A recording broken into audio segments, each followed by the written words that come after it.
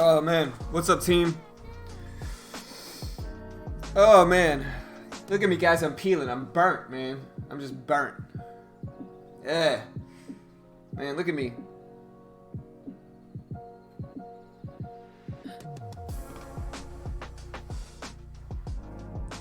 I'm burnt, I'm peeling, I'm feeling better though.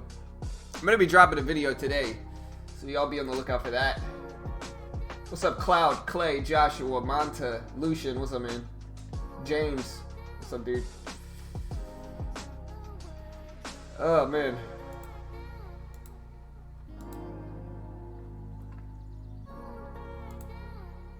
Oh, man. I'm peeling everywhere, man. My lips are peeling, my forehead's peeling, my nose is peeling, man. I'm burnt. Yeah. Man. Alright. What's up, team?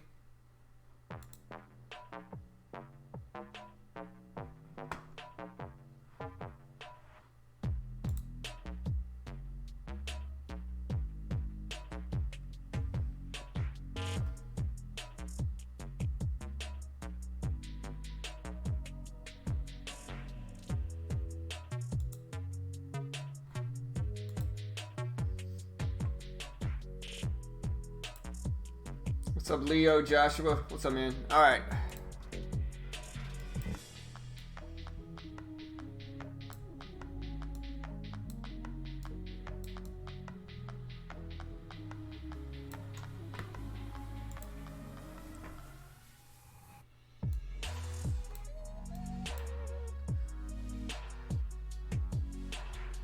All right, we got a ADTX with the biggest mover this morning in pre-market. 100% the biggest mover. Just ridiculous moves. This thing's gapping up from $3.93 all the way up to $7.75. Went as high as $10. This thing is up a huge percentage, like 300% right now. We also got crazy stuff like AVCT. AVCT making some rips here from 4s all the way to 10s. Big move here. We also have ARLO, which has relatively much lower volume. We got GPL gapping up from 91 cents to 108. We got MARA, crypto mover, gapping up from 420, everybody's favorite number, to 452. We got BOIC gapping up here from 89 cents to 98 cents, ironically enough, and it's not holding over $1. I'm going to watch this one over 105. We got Riot here, RIOT ripping. We got a few other ones like DNLI, which is Denali Therapeutics. I'm assuming this is a vaccine move here, but we're watching this one too. Let me know what your favorite move is today. If I missed anything you think I should have included, let me know. E-Man?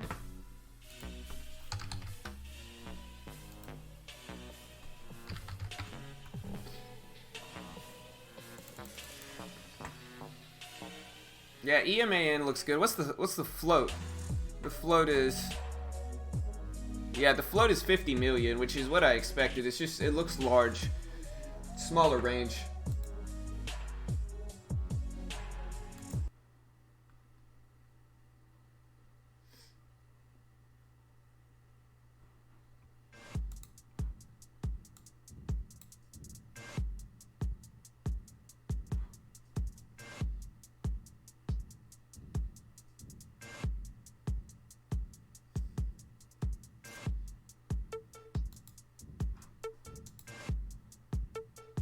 What's up, Emmanuel, Ariel, Leo, Joshua, Clay, Cloud, everybody else, Joshua, Monta, James, Lucian. What's up, team? All right, let's look up some catalysts, I guess. AVCT, man, just ripping up since I even looked at it. This one's about to make the biggest mover. If this one breaks 1270s, looks interesting.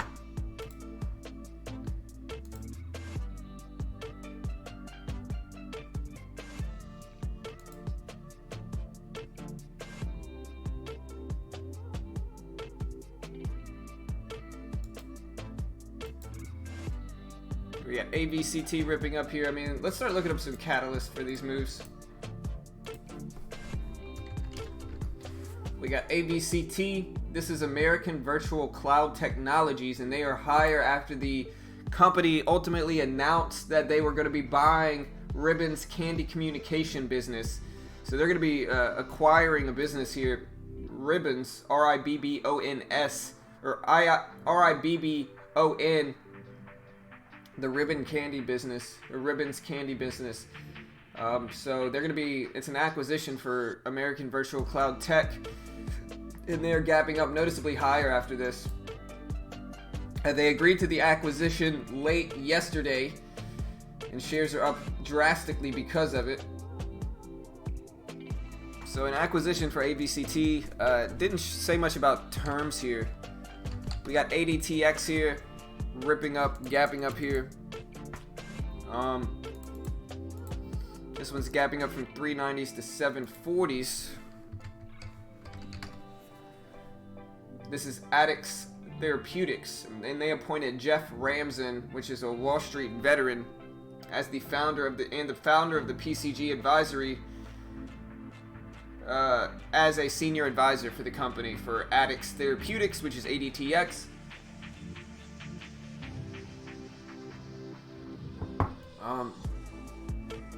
Yeah, they are a life sciences company that are developing tech focused on improving the health and immune system. They also unveiled the Addix score, the trademarked Addix score for COVID-19 to be used in detecting the antibodies against the COVID antigens. And it was validated in studies that were performed at the Stanford Blood Center, which is in Palo Alto, Cali. So interesting. They got a few news releases that came out. They named another senior advisor as Jeff Ramson, and they also unveiled the Addix score for COVID. So ADTX is gapping up from 390s all the way to 740s. We'll see what happens here. We got a few other ones here that I'm watching. Like, we got GPL, which is very cheap, but I mean, if it breaks this pre-market high, it put in a really nice pre-market high right here. We break that, I might get interested in it. We'll see. And we can look at the catalyst for GPL here. This is Great Panther, and they reported second quarter 2020 financial results, which included net income of 8.6 mil and operating cash flow of 19.5 million. So good second quarter results for GPL, and like I said, I'm really watching that 114 level. That's the level I'm the most interested in, really. What's up, Jesse? What's up, Sky? Bruce, Kane, Luke.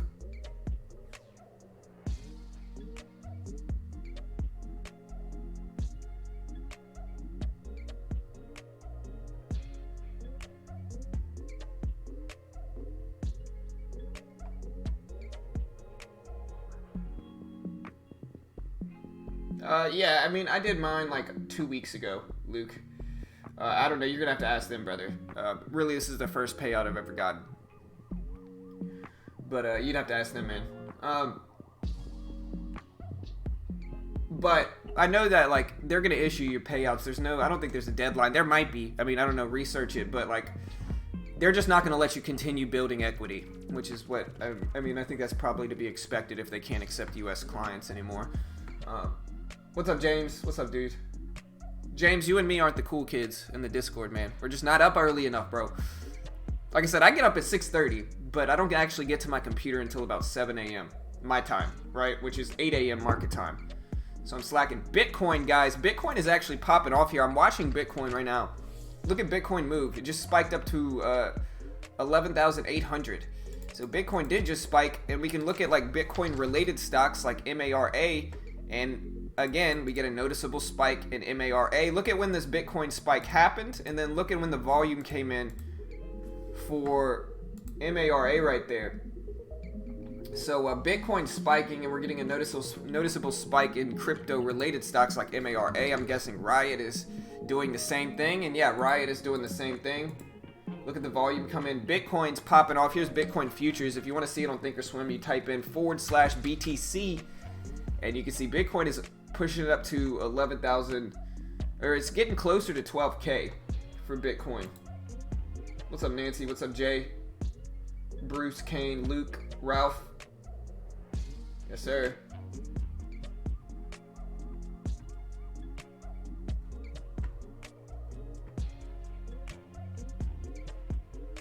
Yeah, guys, and like I said, if you're just now seeing me, like I'm burnt right now, man. Like my lip is burnt and everything. Like I peeled a huge chapped like blister, and like everything's burnt on my face. Like look at me. The sun messed me up, man. I put on some of that zinc oxide suntan lotion like Mark Zuckerberg, and I forgot to put it back on after like 2 hours. And so now I'm like super burnt everywhere. It's just my face though, which makes kind of sense because I didn't wear a hat, and the only thing I wore was sunglasses, which you can kind of see. But I'm like burnt all over my face, man.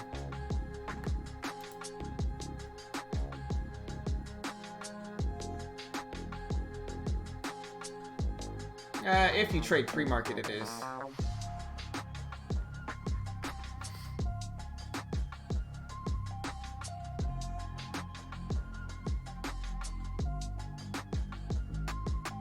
If you trade pre-market, the day's half done by 6:30. I mean, like I said, if you don't trade pre-market and you just trade the open like me, you're good.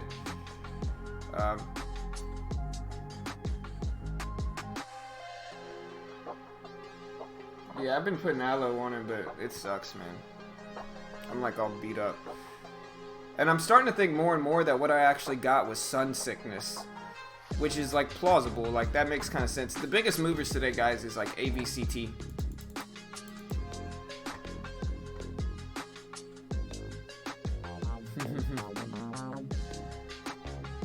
But yeah, it's starting to seem more and more like the sickness I got the other day was sun sickness. Oh wait, let me fix this. It's on this side.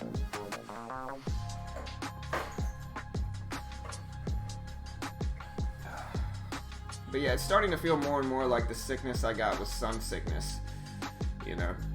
Oh wait, I need it more on this side actually. Go. But yeah, I'm starting to think more and more like the sickness I got was sun sickness, which is, it's becoming more and more like likely, just based off of how burnt I am.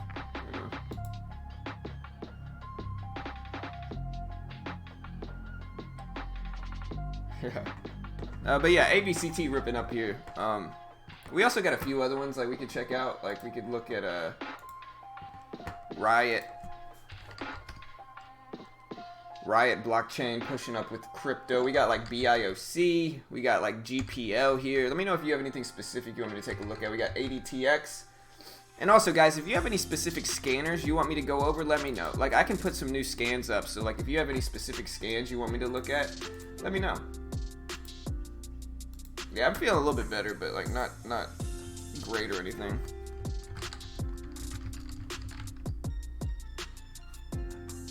Oh, man. PLUG beating earnings. And like I said, let me know any specific scans you want.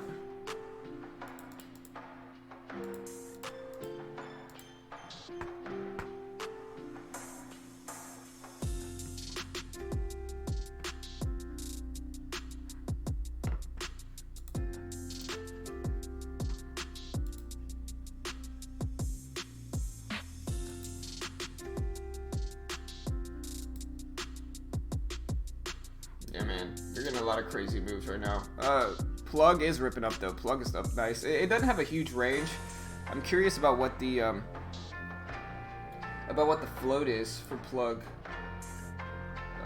I'm curious about what the float is for this one, but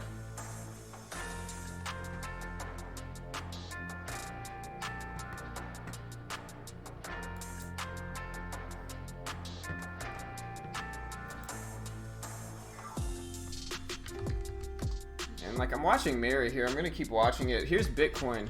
Like if we look at Bitcoin right now, like I'm gonna keep an eye on this one. Bitcoin pulling back drastically, so I'm sure we're gonna see Riot and maybe Mara pull back some. But AVCT, like I'm watching these pre-market high levels. Like we got this pre-market high level right here at 1270. And again, I'm gonna go with the same system that I traded yesterday that worked out really well with penny stocks. And the system is basically looking at the system is basically trading the moving average crossover in the first 15 minutes and then attacking pre-market high breaks after that. I think pre-market high breaks are going to work consistently whether they're in the first 15 minutes or not. But I just think that managing my trades to where I can focus on one strategy at a time is the smartest move for me here, because I think that in the end, I think it's going to be very difficult for me to manage two strategies and look for two strategies at once. And so I got to look for kind of one strategy in the first 15 minutes and then another strategy after that. I think that's I think that's going to be the best way to actually like approach the trade. You know what I mean? Because if not, then you know I'm just going to be super rushed and stressed as I'm in the trade, and I don't think that's a good way to actually like look at it. And so I think I need to just manage my time with both of those. CBL, yeah, CBL, we're watching this one. Again, this one's cheap. CBL Associate Properties. I mean, we break pre-market highs. I still got a back test. Sky's asking me which strategy I back tested first. And so, like, I know the cool thing nowadays is to post back testing videos. But if you look at my channel, I actually posted an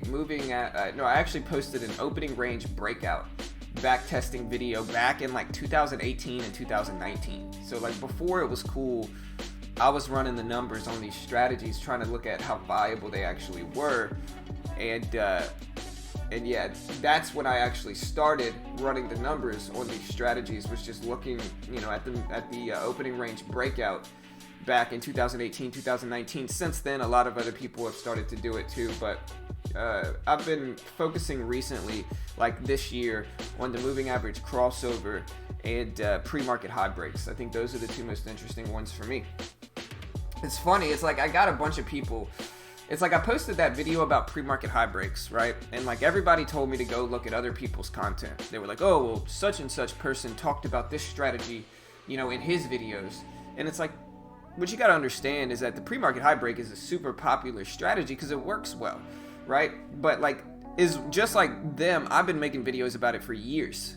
You know, I remember I made the first one like 2 years ago. It was like the top 2 1-minute strategies. If you look at a video from 2017, I made a video on the pre-market high break in 2017. And so in the end, it's a very popular strategy that a lot of people talk about, which gives it some validity, because day trading is one of those things where the more people that are buying it at a specific point, the more momentum you're going to have, right? So like the more people that are looking for a specific strategy, the better it's ultimately going to be. I saw some dude sit there and tell you wanted to just do the exact opposite of what everybody else does. That's actually incorrect in trading. And the reason it's incorrect is because if you're doing the opposite of what everybody else is doing, then you're not going to have any momentum, you know, unless you're trading like reversals and squeezes, which is kind of plausible. Like you could do it that way.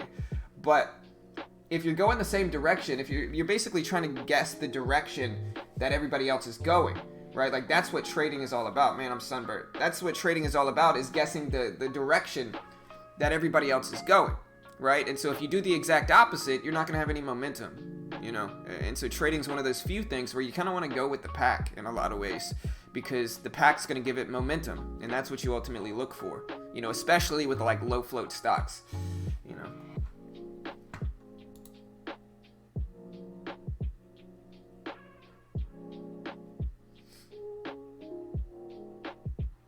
But in the end, we all have our own style and our own system, and you just got to do what we do. AVCT still running up here. Like I said, I went over the news for this one already. This one's edging closer and closer to that pre-market high break level.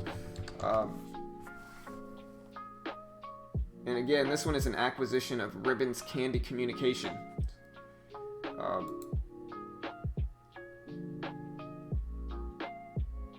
Yeah, today they announced they entered into a definitive agreement with AVC Tech to acquire Candy Communication, an industry-leading proprietary multi-tenant, highly scalable cloud communication platform. And so this one's very positive sentiment. Again, if it breaks 1278, it's looking really, really strong. Doing the opposite will turn a day trade into a swing trade. That's right. And it's like, in the end, it's just people that are trying to seem legitimate more than they're actually legitimate. You know what I mean? Like, that's all it is. It's people that want to look legitimate, so they say something that would make sense to somebody that doesn't understand trading. And, you know, new traders eat it up. They're like, oh, that makes tons of sense. Just doing the opposite of what everybody else is doing. It's like, no. Trading, you got to do what everybody else is doing. If not, you're going to get stuck the other way. Like, if you buy when everybody else is selling, the stock's going to go down. If you sell when everybody else is buying, the stock's going to go up. You know, the supply and demand. You know, that's all it is. Which, again, goes to show you why some gurus are hilarious, you know.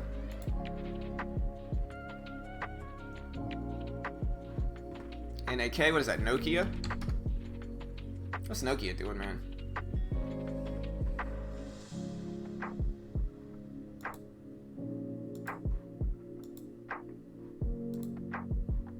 Alright, team, let's do this. We also got stuff like BIOC, APRN, Blue Apron, I'm pretty sure that's what this is.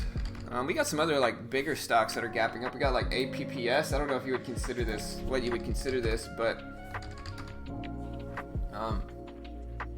this is Digital Turbine is upgraded to buy neutral.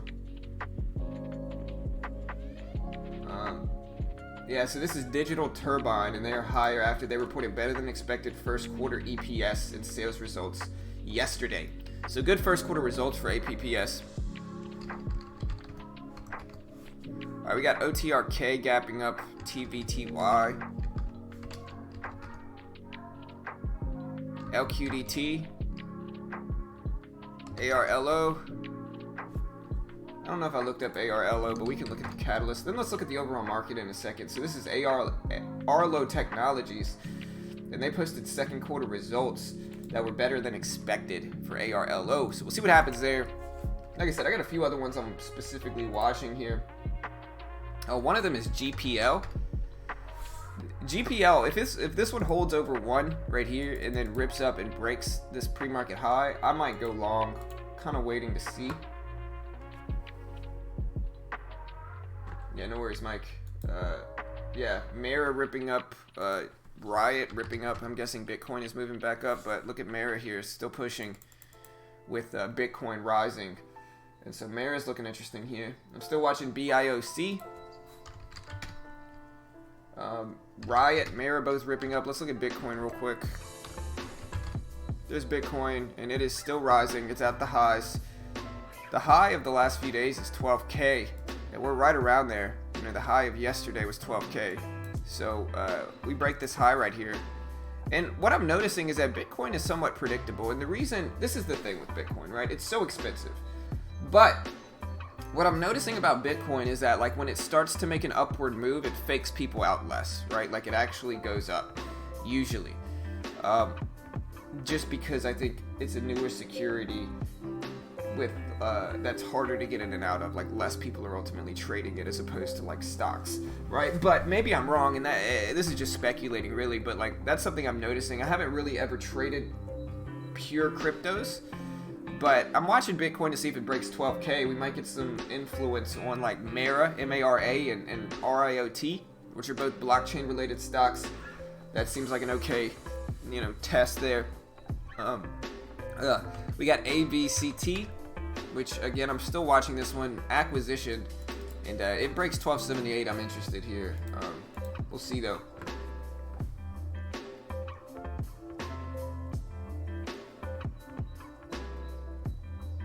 Hey, you're getting your real estate license. Nice, bro. What company are you going with, James?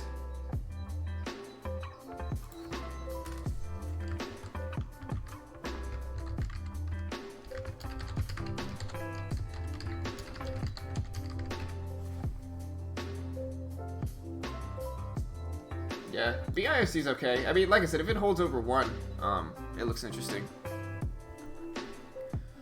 Real estate license not a bad thing to have. Here's the thing with real estate license, and I'll tell you the truth that nobody else will tell you. Real estate license, man, you got to know a bunch of people in your city. You either got to know a bunch of people in your city, or you got to just hustle. Like knocking door to door, cold calling. You got to do all that stuff, and I like having my real estate license, cause I got a bunch of family that lives here, and I did fine as a real estate agent. I still have my real estate license, active and everything. But you either got to know a bunch of people in your city, or you got to just hustle, and you got to be prepared for both, man. Your first year is gonna be tough. But ABCT is about to break this pre-market high. We're right there at 1260. We're about to break it. It looks like.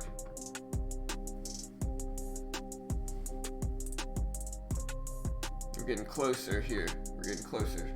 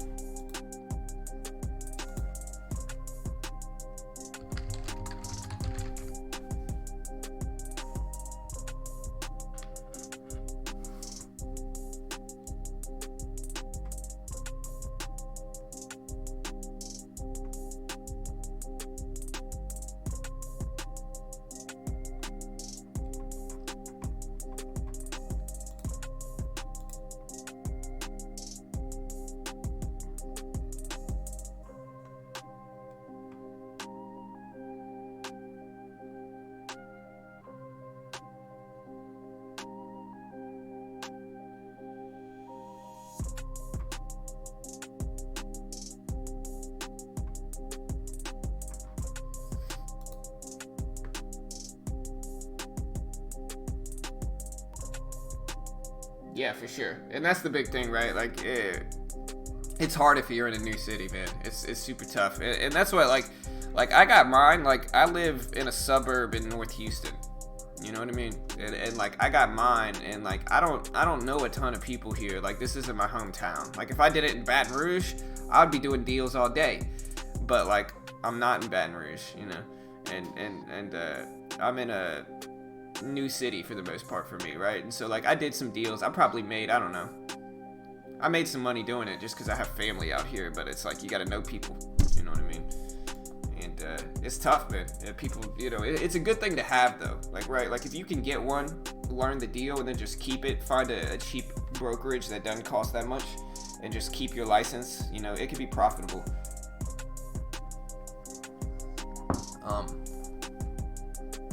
But it just depends. So we got the break of AVCT.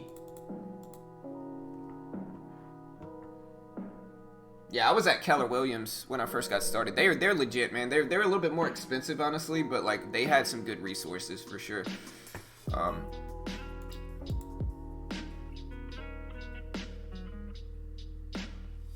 I think for me, what affected me as a real estate agent. All right, so AVCT is getting rejected at that level. I might buy a little bit in pre-market here. Let me see.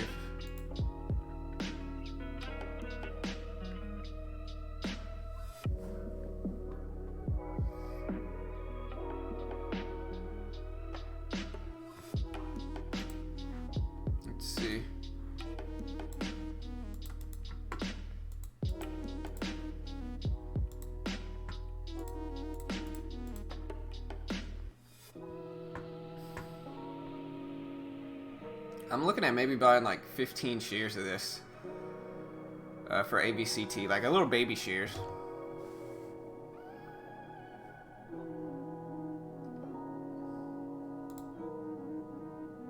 Oh, wait, I gotta exit out of here and get extended.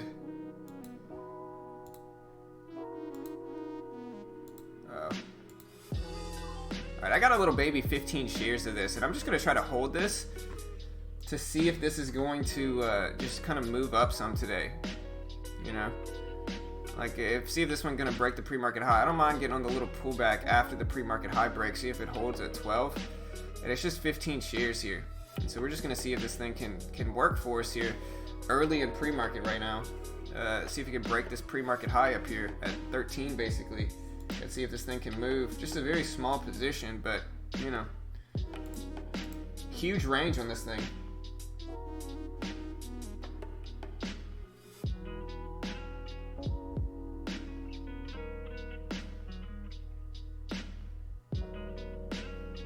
Alright, so we are up. Whoa, man, you see these glitches on Thinkorswim? It was like, up, you're down, 150 bucks. Up, just kidding, you're up $4. What, man? Come on, Thinkorswim. These glitches are freaking me out, man.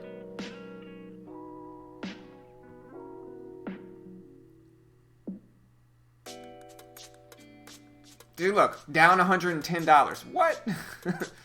What? What are you talking about? Thinkorswim. Hey, I appreciate the sub, Sam. Welcome, man. Thank you, bro. Appreciate it. Yeah, right, for sure. If you know people, bro, you're good, man. You know, you gotta market to them. So you're good, bro. Good luck, man. You got this. But yeah, like I said, I'm just giving realistic advice, just based off of my own experience. Cause like I was in a town where I didn't know anybody, and it was tough. You know.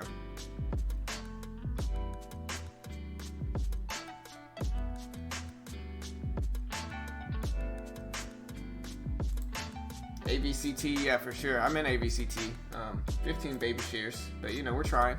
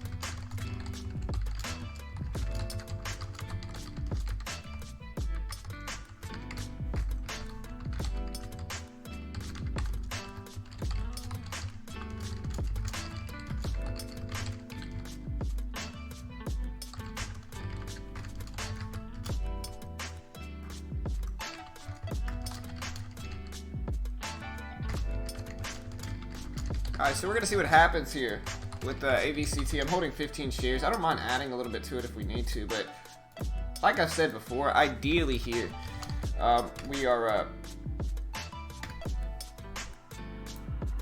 ideally here, we're going to be able to hold this into the opening bell and then just get a huge crazy rip with my little 15 shares.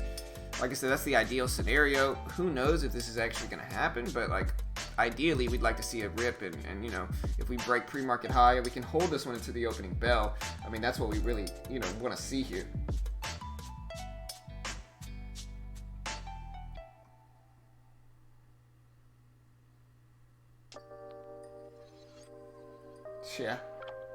Yeah, I mean, I'm actually using I'm not using eToro. eToro is another platform. I actually got it wrong. I'm actually using the Toro challenge. It's the Toro, T-O-R-O. There's no E in front of it, so like I've been slacking and saying the wrong thing, you know. What's up, Sam? What's up, man?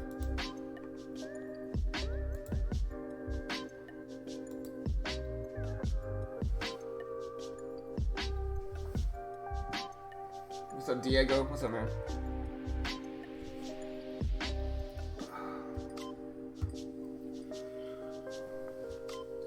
Speaking of the Toro challenge, let me get that set up, sir. I want to get hotkeys set up. Let's try it.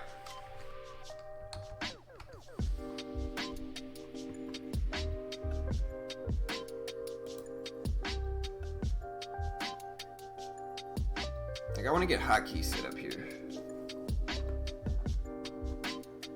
I wonder how I do that. Let me try to mess with this over here.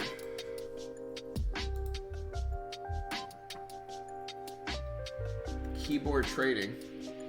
Okay, I see you. cancel all buy, cancel all short. No. Let's create. Buy 100 is what we're gonna call this. Keyboard.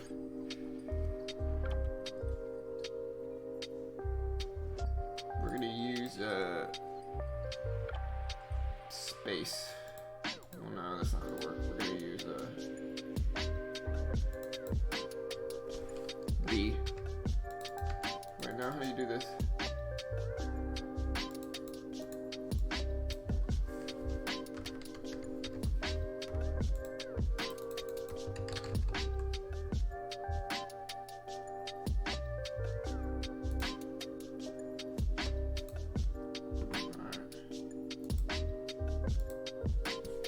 Try a buy.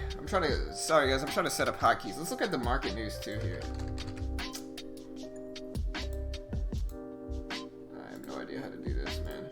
Let's see. Settings. Windows. File. Settings. Help. Alright, we are getting a nice little rip here. There we go. This is exactly what I wanted to see. There's the pre-market high break. Just a little, 15 share position, but AVCT is ripping up, breaking highs here. This is what I wanted to see, team. All right, we're up 15 bucks. We gotta let this ride here. That's the goal. We're up enough to try to hold this one into the opening bell. We can get 25, 30 bucks from this. We'll be happy, with just 15 shares. There's 16s.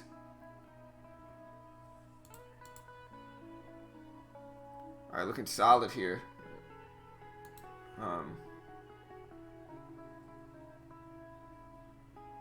Yes, sir. It's looking good, man. It's looking good.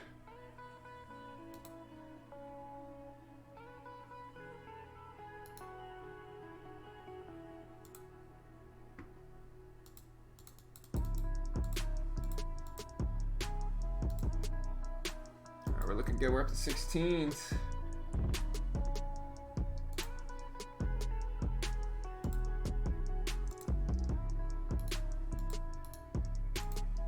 We're up to $18. Nice. All right, we're up about 20 bucks so far on this trade. We're gonna let this continue to roll. We're holding a little bit of AVCT in pre-market right now. We're looking good. All right, our ideal goal is 14s, 15s, if we can.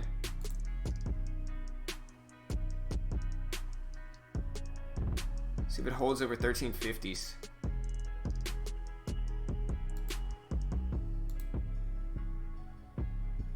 1350s now. We're gonna see if it holds over 1350s and continues here. It's trying. There's 50s. Okay. It's solid. Alright, we're gonna get out there. I made about $17 for that trade with just little 15 shares. So made $1 per share. Not too bad.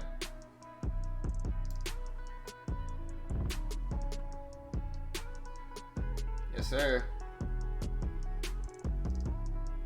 Let's do this, team. EMAN. And maybe we'll get back in this one. We'll see. Let me see what we got.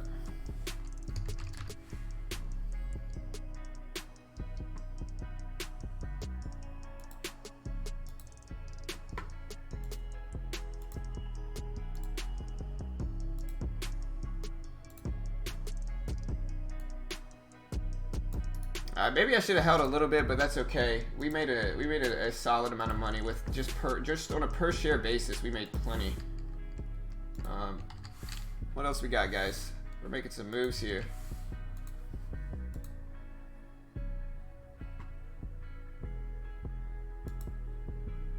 What's up, Johnny? Evil.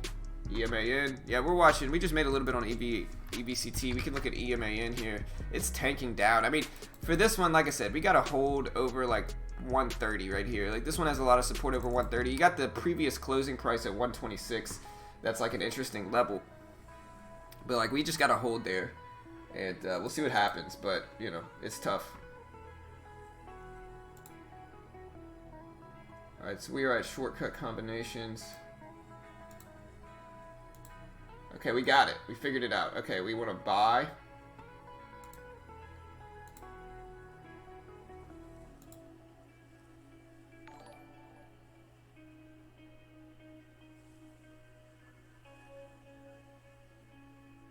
$100 shares.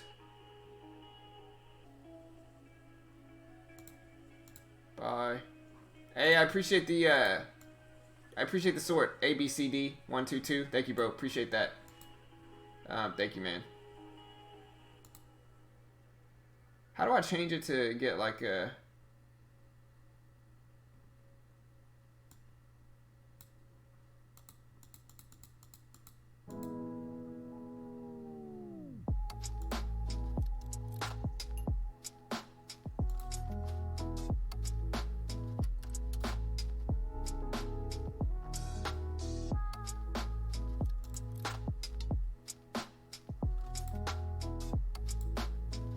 Oh, here we go. Let's go to market. Okay. Alright, and we got this. How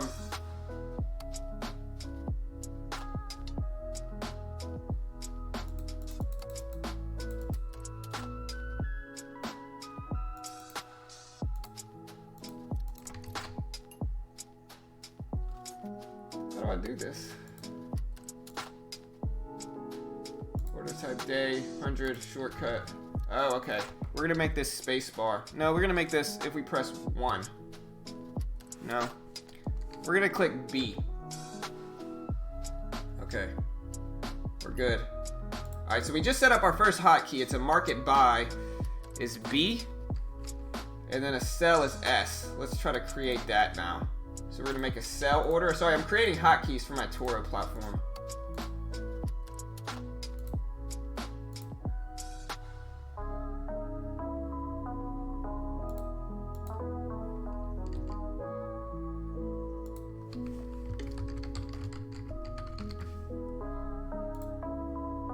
Alright, so S. Good, alright, so we got this.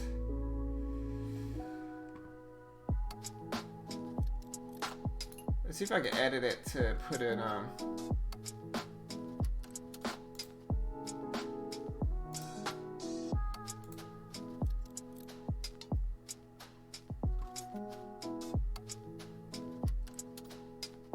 Alright, guys.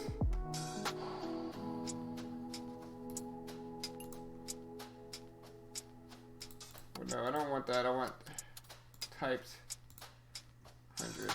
Okay. Alright, guys. Sorry, I'm trying to build these hotkeys that we're going to attack with today. EA earnings. Yeah, we'll see, man.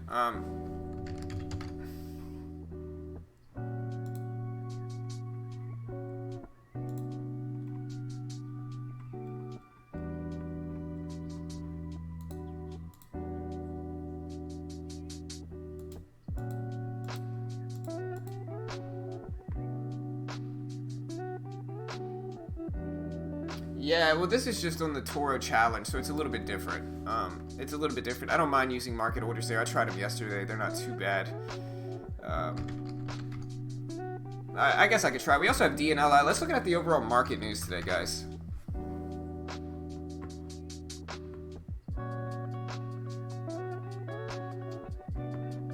Let's look at the market news today. We'll see what we get.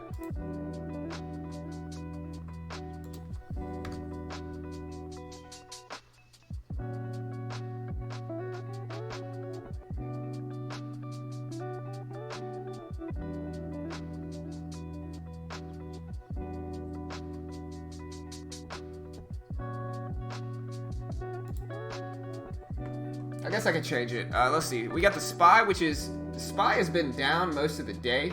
Yeah, let me change this. I can change it from market. Let me see. Alright, so we got price, which was the last. We can make it the last price, or we can make it the bid or the ask. I'm just going to try using the last price.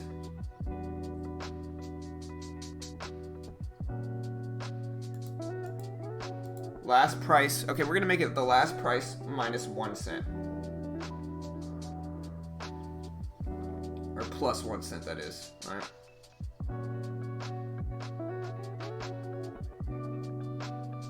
We can make it the bid. So this is buying, so I would want to buy on the ask.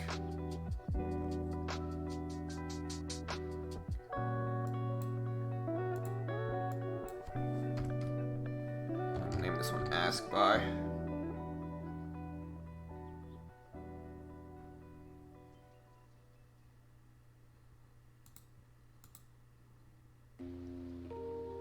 Yeah, this is asking price. All right, that's reasonable. All right, so, but yeah, the market is actually moving back up. It was originally down on the day team.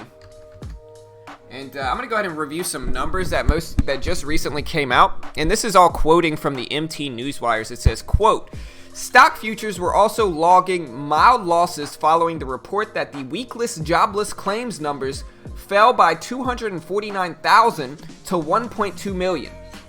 It was less than expected by 1.4 million claims, and according to Econoday estimates, the prior level was 1.4 million new claims. Earlier, Challenger, Gray, and Christmas, an outplacement firm, had reported that the U.S.-based employers announced that 262,649 job cuts in July, which was higher by 54%.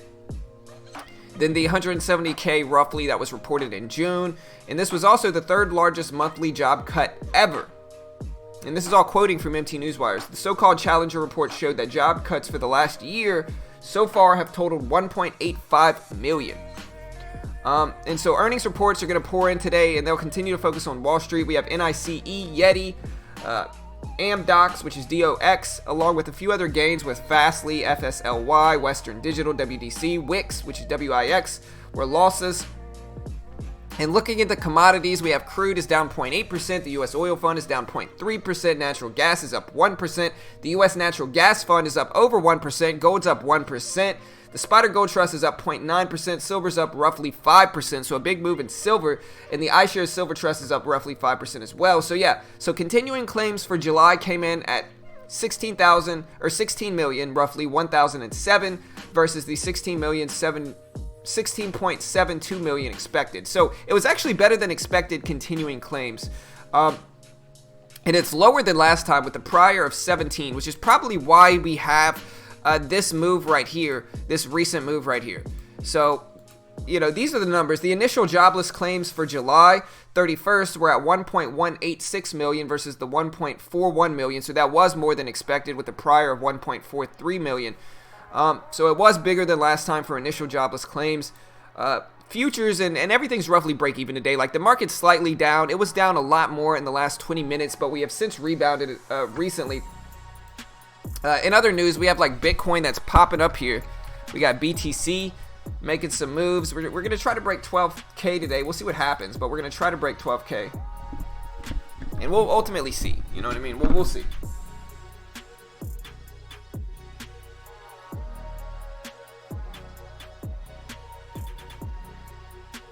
Yeah, I mean, I don't know, man. I don't know about buy the bid and sell the ask. That's trying to get filled at the best possible price. It just depends on your platform, obviously. But like buying the bid and selling the ask is gonna be, it's not gonna be an instant fill. Which for me as a scalper, I need an instant fill, right? So I did it the opposite. I did buy the ask, sell the bid, because I know I'm probably gonna get an instant fill in that way, right? Where it's like in other ways I probably wouldn't. You know what I mean? And it's all preference. It just depends. It goes back to what I was saying yesterday, right? Which it just depends on your style of trading. Like people have different styles of trading. Mine is a high volume scalper. Like I scalp a bunch. I'm super active. I scalp over and over and over and over again. And with that, I need to get in and out very, very quickly. So, you know, buying the bid, waiting to get filled at the best possible price is somewhat irrelevant to me because I don't need to get filled at the best possible price. I just want to get filled immediately, which is why market and buying the ask make more sense to me. But again, it's all subjective. It depends on how you are. But yeah, BTC is actually down some, but the crypto-related stocks are still making moves. I'm up about $20 so far today, trading AVCT, making a monstrous move today. KTLV's got a meeting at the opening bell. Interesting. We'll watch that. we'll watch that. But yeah, I made a little bit of money on AVCT today with just 15 shares. It looks like I should have held a little bit. Yeah, I'm looking at Yeti. One thing I'm learning after yesterday is look at BIOC, guys. Wow. Look at BIOC, team. A few people talked about this one. Look at this one ripped.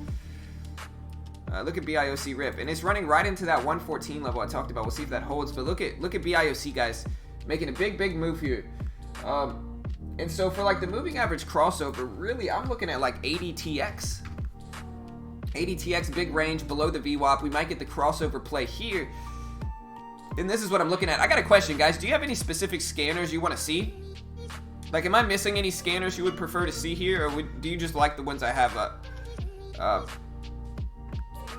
Because we got a few movers here. I'm burnt today, guys, if you haven't noticed. But we got RIOT.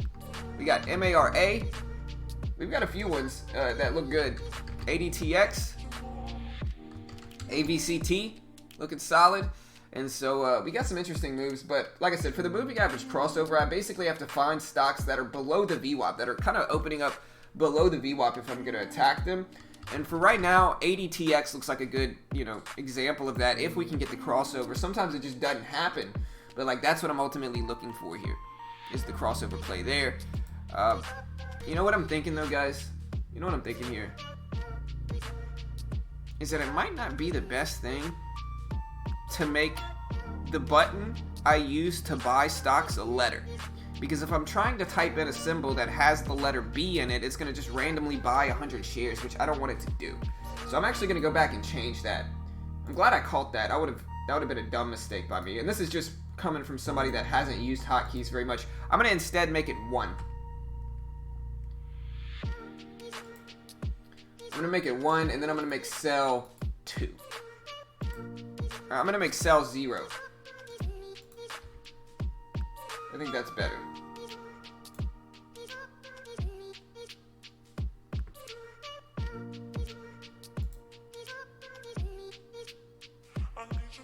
So I'm going to sell the bid. I'm going to make it by 1 cent.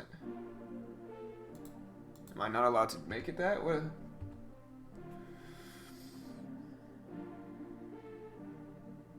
Typed, position is what we want to make this. Okay, so yeah, we're going to make it 0. Alright, so sell is 0. There we go. Alright, we're good. We're going to just try this. I'm not even going to try it for shorts. But yeah, when we're looking at the crossover for ADTX and higher cap stocks here, we got Activision, which is gapping up nicely here for Activision. We'll watch Activision. Big range, nice range to attack. In the Toro Challenge, I have enough equity to attack it there.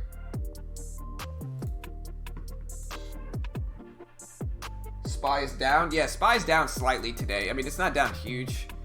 Like, here's the SPY. It was down more earlier, but like the SPY, like if we look at the SPY right now and we look at the previous closing price, like look at the previous closing price. So yeah, we're about 50 cents away from the previous close. We're down, don't get me wrong, but it's not a ton. It's not a huge amount. We got COMM making some moves, ADTX. And like I said, this one's becoming more and more interesting to me. If we get the crossover here in that first 15 minutes, I'll definitely will attack this.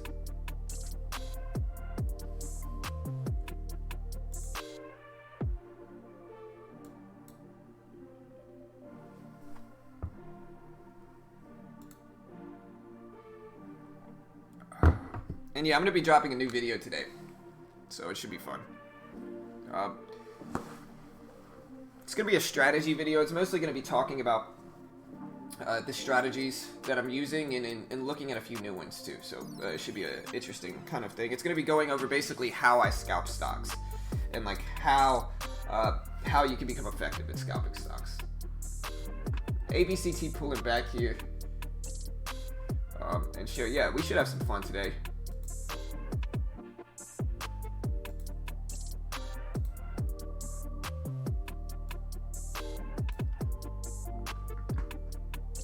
And we're going to see, though, like, per the system that I've been trading, I haven't really had a... Kyber, you want the link, bro? Yeah, I got you, man. Here you go.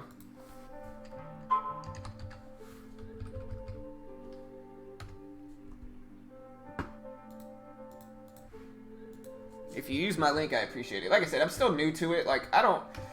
I haven't used it a ton, right? But I'm still fairly new to it.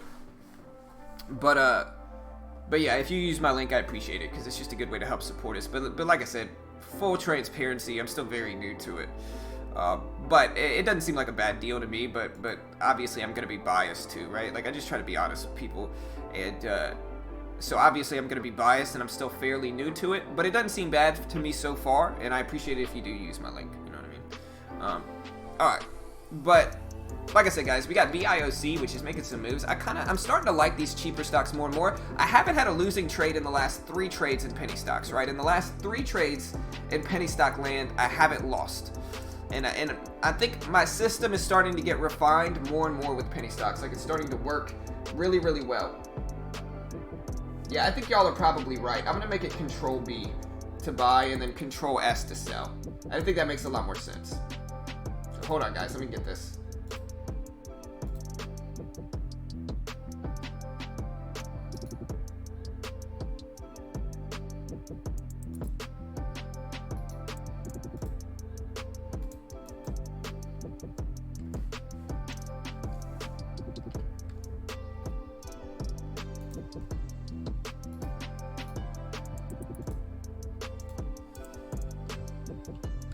Alright, yeah, so buy is going to be Control B. I think that makes a lot more sense. I appreciate this, the help too. Buy is going to be Control B. It's going to buy.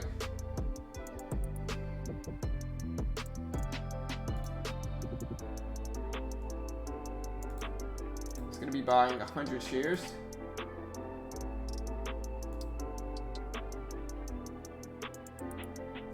It's going to be buying the asking price. And then selling is going to be Control S.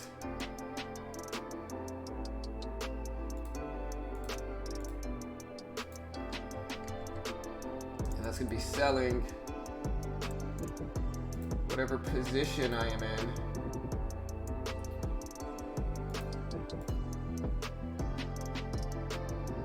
At the bid -1. I could probably just do it at the bid. Yeah. Control S, selling bid, position. Okay, good. We're good. Alright, so yeah. I appreciate the support there, guys, because that's going to help me. I'm going to close this now.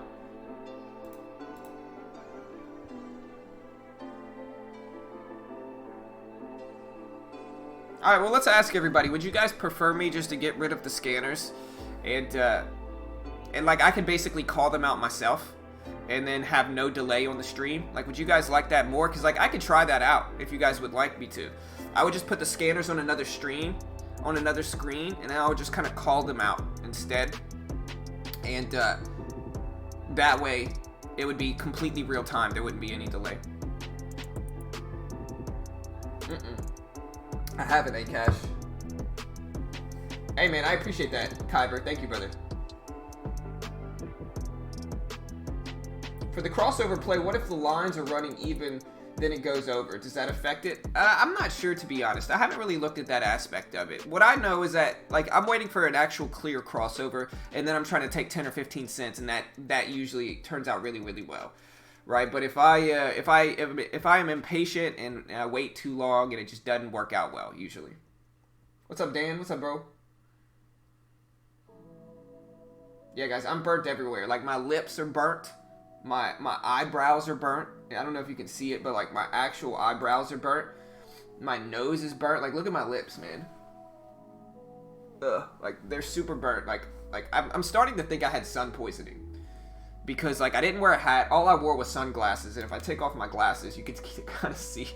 But I got really sick a day ago. And I'm starting to think it might have been sun poisoning. I'd rather have scanners up. Yeah, I know a few people would. But we'll try it out. I'll try it out one day and we'll see. Alright. I mean, we'll try that out tomorrow and see how it goes. We got EMAN, which is looking interesting. BIO still ripping up. And like I said, today, like, one of the big things is Bitcoin. BTC has been kind of moving up this morning. It hasn't really broken this level here. If it breaks 12K, I'm going to go long on a lot of crypto stocks. And so one thing that I am going to be keeping on my chart today is Bitcoin, right? And I'm going to keep Bitcoin on my chart because it makes sense, and it makes sense to sympathy play these moves, right? Like, if Bitcoin breaks this level here, right? Here's a good play. You know, if Bitcoin breaks 12K, I'm gonna go long on a short-term basis on MARA, because this is a crypto Bitcoin blockchain related stock. Same thing with RIOT, very similar moves. And so that's really what I'm going to be watching today too. I'm going to be keeping a close eye on Bitcoin, seeing if Bitcoin can break 12K, and if it does, I'm going to sympathy play MARA and RIOT. And so that's the plan. Let me know what you think about it. We also got Riot here, or BIOC, making some moves. We got a few interesting ones here. On mid and high cap stocks, we got like Activision, that looks okay. We got Sorrento Therapeutics, which is gapping down, it looks like today, but this one's been putting in a lot of volume every day. So we're going to watch that. Look at the low of the day breaks. Look how profitable those have been lately for like Sorrento, SRNE. So it looks solid. Like I said, we'll see how this goes though. I'm also going to be watching like GPL. If GPL breaks 114, I might get interested in it. GPL. I've made a little bit of money on ABCT this morning, trading in pre-market, and I got out pretty well. I mean, I got out around 1350s or so. I got into the pre-market high break right here on this little dip, and this is a strategy I would really actually like to backtest. Honestly, I think this strategy would actually work really, really well. This is a strategy I'm about to backtest. I think it needs to be. Okay, and the strategy goes like this. You get a very, we can probably test it on the pre-market high, right? But we're gonna look at when we get a confirmed level, like right here in pre-market. We get this pre-market high right here. A stock pushes up to test it, gets rejected at the same exact spot. It has to be the same spot. I want to see what the likelihood and what the accuracy rate would be like if you bought this dip right here, because I know it almost always retests that level at least once. And if you scalp that move, I think it could be a very profitable play. I know sometimes you're going to move up and it's just going to get completely rejected, but I think looking for this and buying the dip after a double top right there and seeing if it retests it at least once might be a profitable play. Like I said, I haven't really back tested it yet, so I don't really know. I'm purely speculating here, but I think that makes sense. Let me know what you think about this strategy. Again, it's basically looking for a confirmed level like this pre-market high right here at ABCT at 1270. Looking for a test of that level, a rejection, and then dip buying it on the rejection as it's above the VWAP, right? And then seeing if it's going to move up like this. Basically what I did here for ABCT. I would like to test this strategy as well on some of these pre-market gappers and seeing if that pre-market setup would work, specifically in pre-market. People have been asking me for a pre-market strategy, and I noticed this is one that I've traded a few times this last week. I traded it once when my stream went out the other day, when I was on vacation, and it worked, and then I traded it again today. So it seems like a plausible strategy. I think that's one that I'll probably start testing now. Let me know what you guys think. Yeah, you can call it a cup and handle, you know, kind of.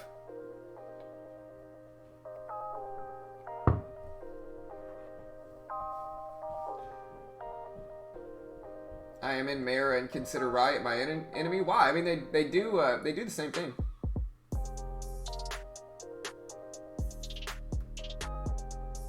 Yeah. Oh yeah, Ryan. My bad, bro. I've seen you posting about it a few times. I got you, man. My bad, dude. Here, let me share all of this with you. I'm gonna share all of my current settings with you, man. And then like, look, I'm gonna save all of these with you. Somebody also, I gotta go check my comment section because somebody was also nice enough to drop me a pre-market high break scanner settings for trade ideas in there, and like I gotta see that, because here's the thing, right? Like, even if I take the scanners out, I can still call out what's moving. You know what I mean? I might have to start the stream a little bit later, but here's all my pre-market settings for you, bro. Ryan, here, I got you, man.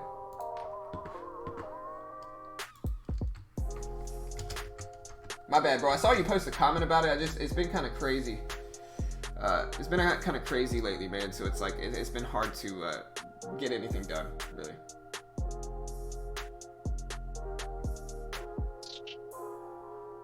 And like, look at how burnt I am, guys. Like, I'm just so burnt, man. Like, my lips are blistered. Like, my eyes are blistered. Like, my eyebrows are burnt. Yeah.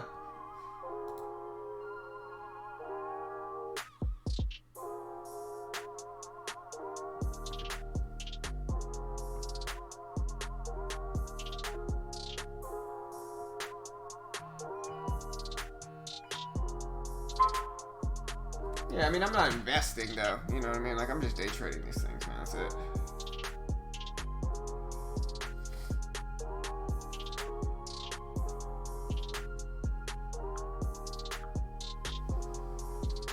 All right, guys, we got about 2 minutes until the open, and so let's do this.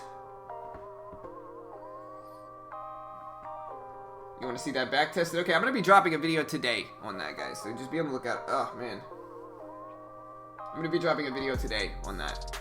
Stocks I'm watching specifically at the open for the opening range, or for the moving average crossover, or ADTX. Look at, as I'm talking, guys, look at Bitcoin. Or look at Bitcoin right now. Bitcoin's pushing up to that level that we talked about, guys. It's pushing up to that 12 level. It's at 11,985 right now for Bitcoin. We break that level, I'm going long quickly on MARA, short term. Very short term.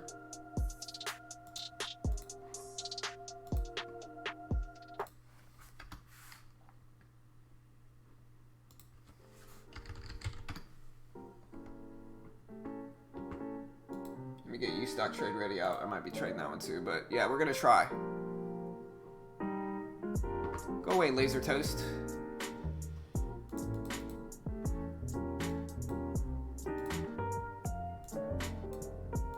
Alright, guys, let's do this. I'm gonna get these scans ready, team. Let's make some money today.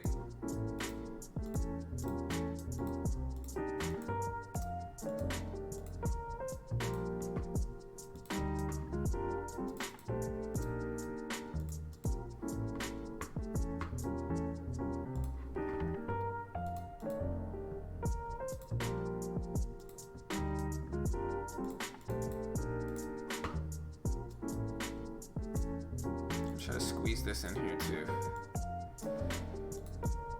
Oh. Alright, guys. Good luck, team.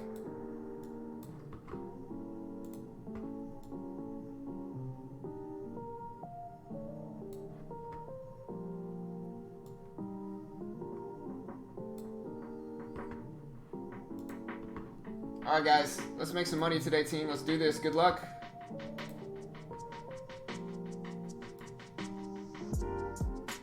I'm trying, man. I appreciate it, bro. I'm trying, dude. It's been rough, dude. I'll say that. I've been getting beat up every day. All right, guys.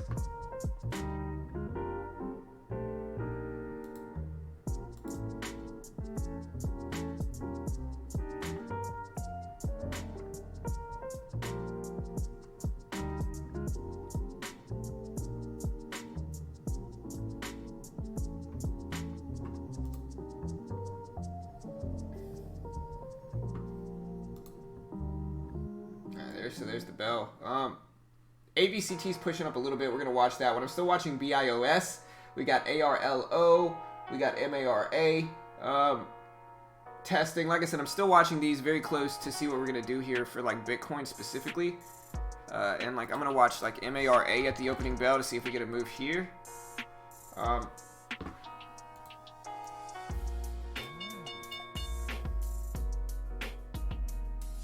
Alright, Riot maybe. Still watching Bitcoin very closely here.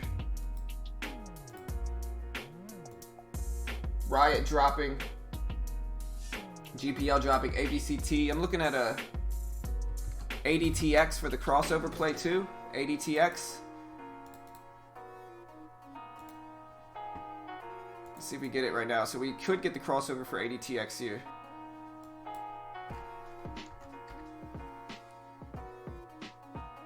I'm watching Bitcoin. We're getting a drop for ADTX. We're going to wait for... BIOC might be breaking the pre-market high here, so BIOC. We got ADTX dropping on the scanners. We got ASM popping up on the high of the day Momo scanners. ASM. ASM might be breaking 150. That looks interesting here. ARLO.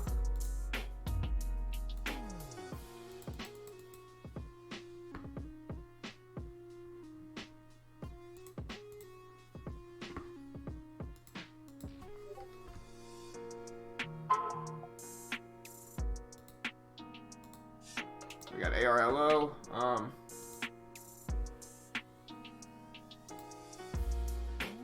Yes, sir. Good luck, team. I'm still watching this one. We got ARLO ripping up here. I might look for the crossover play in that one, although it's a little bit less favorable, I think. Bitcoin hasn't done too much yet. I'm still waiting to see if it breaks that 12,000 level. Mara's ripping up here, pushing up. Let me see what the ARLO just ripped up here, guys. ARLO. And I'm going to watch Mara here because we might get the crossover play on it, although it is directly influenced by crypto too. ALRN. ALRN ripping up here. We did just get the crossover play for ARLN. Although I don't like the volume for this one, unfortunately.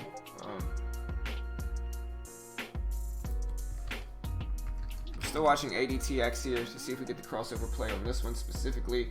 Watching Mara here, but we gotta watch crypto. Okay, so we're watching Mara right now.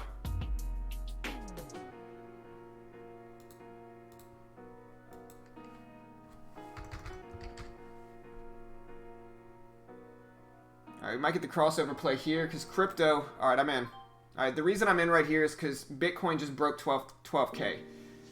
Now, hopefully it doesn't fake me out, but I'm in with 100 shares here of MARA, and I want to plan to hold this one if Bitcoin like really moves here. Alright, so I'm in with 100 shares of Mara. Bitcoin is over 12K. It's at $12,005.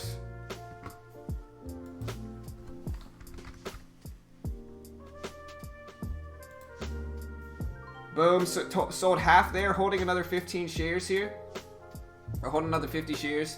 Beautiful moves here. I'm going to get out the rest right there. All right, so I just made about $40 today on some of these moves, about $40, about probably $35 roughly. So I'm very happy with that. But again, another beautiful crossover play. Exactly what I talked about at the Open, though, team. Exactly what I talked about at the Open, which was that I'm going to be looking for Bitcoin to break 12K. Like it did. There's the 12K break on Bitcoin if you want to see it. I was waiting for Bitcoin to break 12K, and as that happened, I'm looking for a sympathy move on Bitcoin-related stocks like MARA. There's the move we took advantage of. Same exact thing I talked about. And RIOT, I'm sure, is doing a very similar thing right now. Yeah, there it goes. So, yeah, we're going to be watching these now. But that's like 5 green trades in a row on Thinkorswim, so I'm happy with that for sure.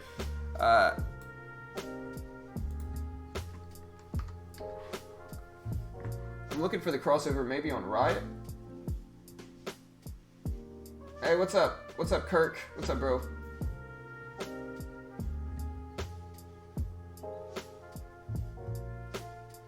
What's up, Todd? Alright, BIFC broke pre-market highs. Looks strong. And I think that was the best play today. On the scanners, we got a few things. We got A-Pop, up-popping on the scanners. I'm still watching Riot here to see what we get. A-Pop is not popping. It's a dropping. I'm still watching Riot here. I'm watching crypto specifically, just to see what this does. Alright, let's maybe try my new scanners here, or my new hotkeys in a second.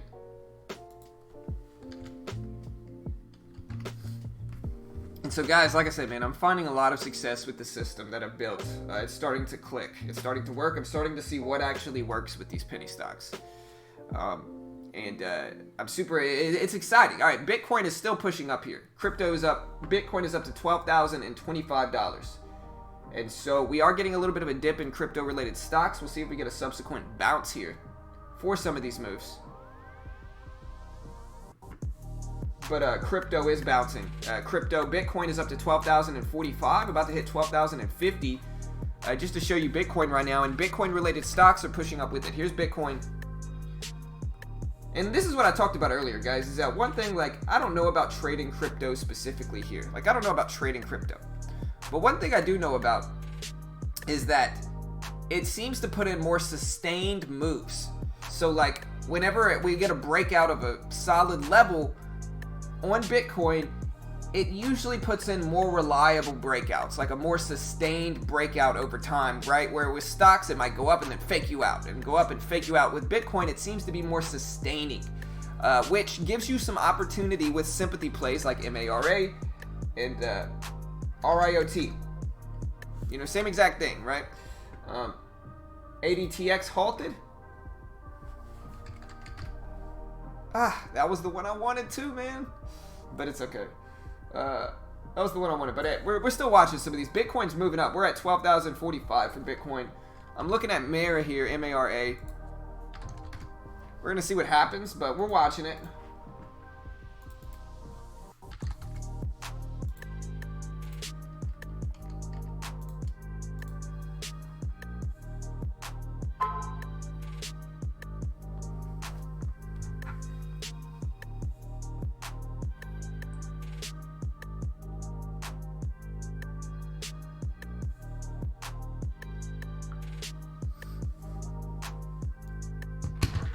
And so we got a little bit of dip. Bitcoin is up to 12,050 here, guys. 12,050.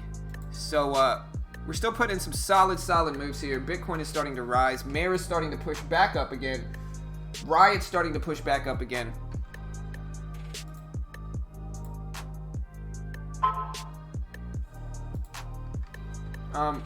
And we're gonna see what else we can find today. But 2 green trades in the books. Gonna try to wait for the best setups now. We can look for like pre-market high breaks maybe now and like some good stuff.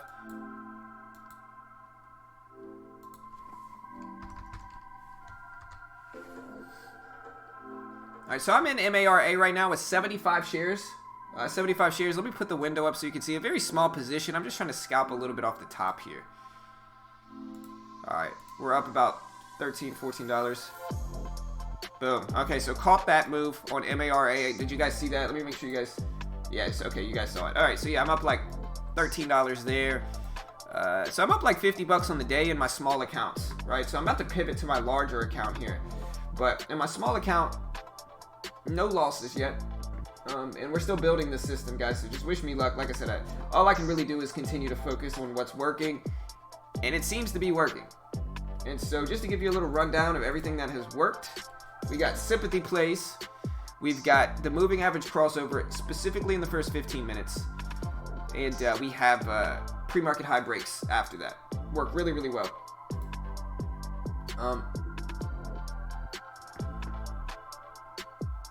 And just to show you guys these moving average crossovers in the first 15 minutes, here's one on MARA, and this thing has shot up since then. Look at this. Beautiful move for MARA. Just a huge move after the crossover. Crossover here, boom, ripped up. And of course, crypto definitely helped that. But, you know, we got a bunch of examples of this, honestly, today. We got a lot of examples.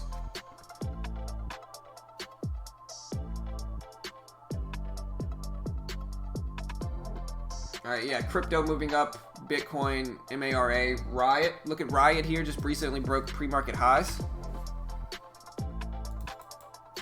Riot broke pre-market highs here and high of the day now.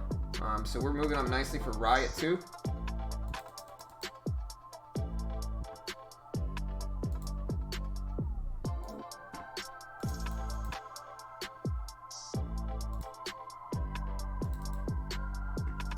Throw some of these. Get my eToro account out here. Or my Toro account. It's not eToro, it's Toro.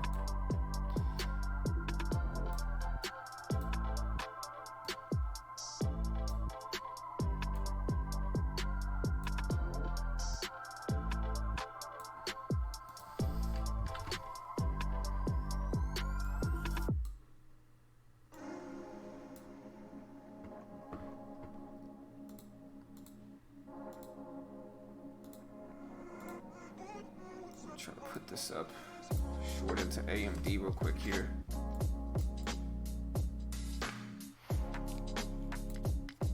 Oh, it's a limit order. Let me cancel that.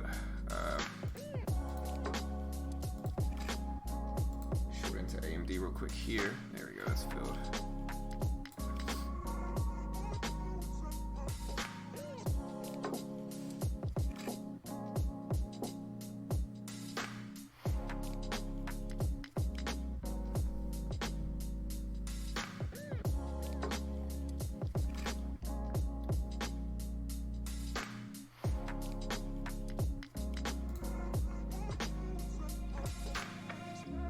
I lost a little bit on AMD there. First loss of the day.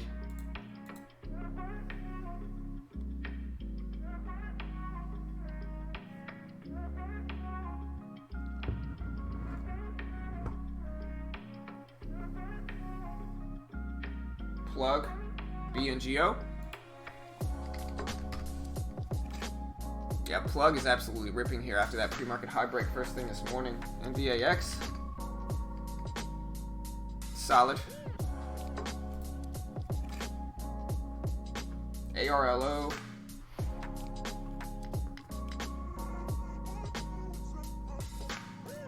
I'm gonna try to.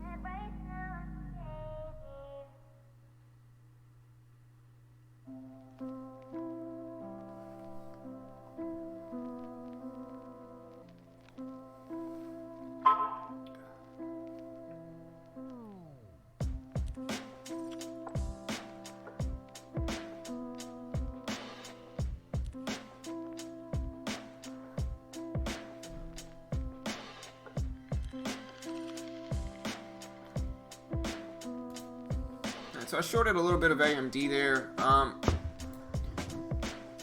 gotta set up hotkeys for shorting real quick. Let me do that. I think that's gonna be beneficial. MARA, we're getting a pullback. Crypto is still ripping up though, guys, and NVAX just broke lows.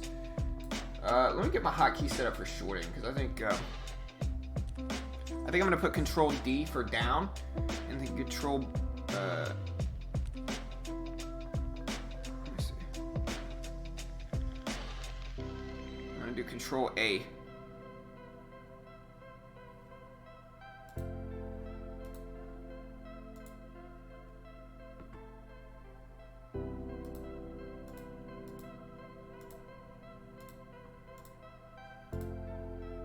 Get on the bid price to short it, I think, right?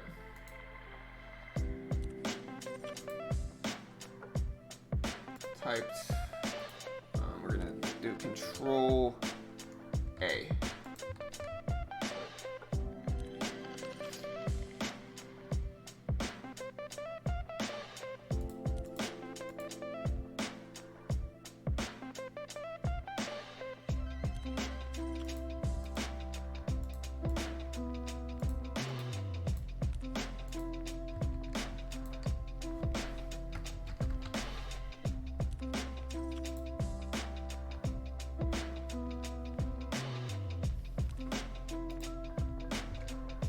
There we go. Control A. Maybe I can't do Control A. Maybe I'm gonna have to do Control Q. I'm gonna do Control D.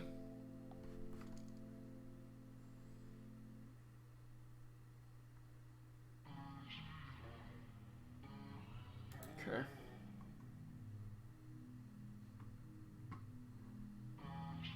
All right.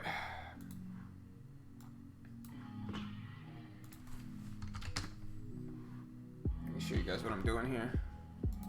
Let's see if it works. All right, I'm kind of switching to U stock trade and Toro platform. There we go.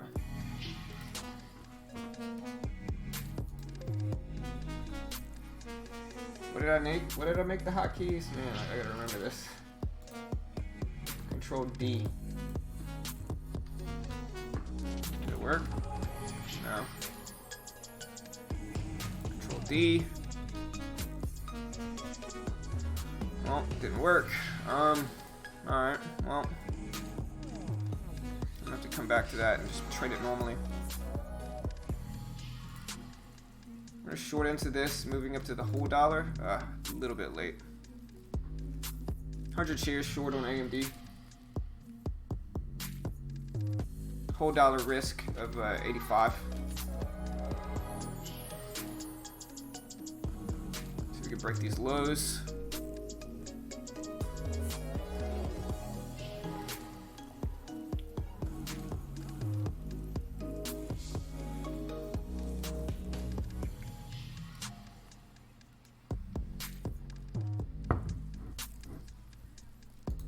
Gonna get out there. Alright, so I'm green now.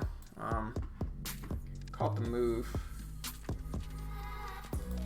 Let's bring up some U-stock trade. Maybe look at Mara here again.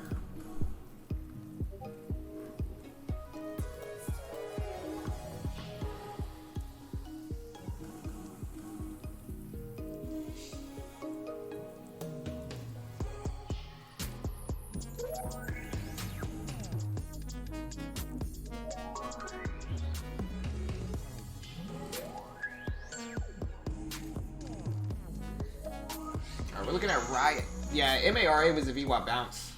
We actually back tested that strategy too. Super accurate.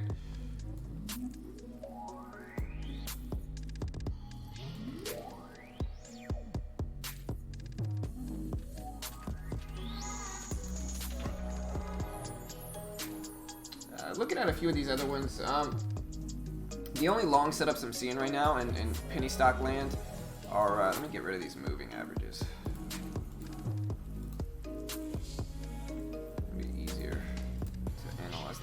Here with AMD. All right, let's see.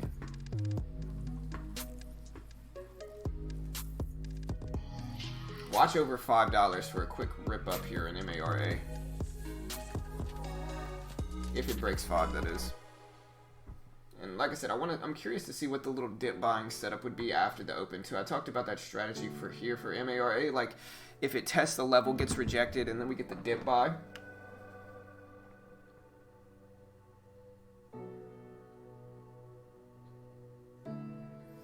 So if it tests a specific level, we get the dip buy, and then we break the level if it's going to be more accurate than like a few of those other type of setups and strategies.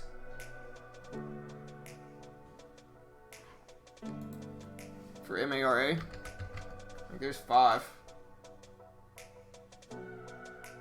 Alright, Bitcoin is rising big too. Bitcoin is up to 12,070.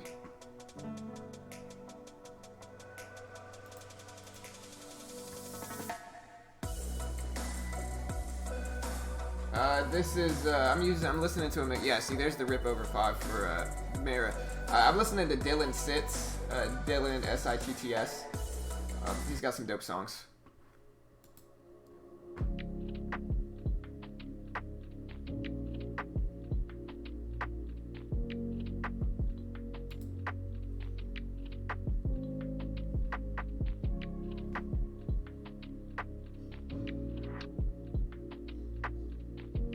Now the next step for BIOC is to see if it holds support at 5. So we got the rip over 5 like I talked about. We'll see if it holds here now at 5 as support. Like once we break it, the next step is to see if it holds, which it doesn't look like it is.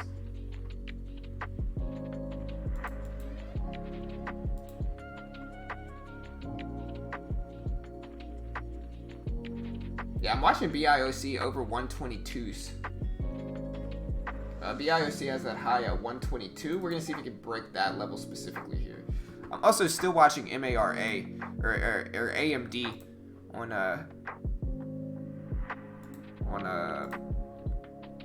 Toro. Haven't been able to get the hotkeys to work though. I'm gonna wait and see if we get short into this. I tried to, I just didn't. We're in 100 shares of AMD though. We're gonna see if we break down under the whole dollar of 85.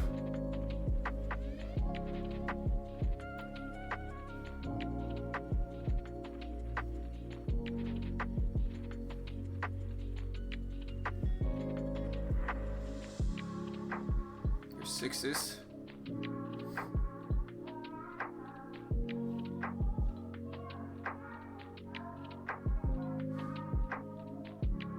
We just don't want to see AMD hold support at that $5 level or that 85 level, which it kind of looks like it's doing. I'm going to get out there before it turns into anything too crazy.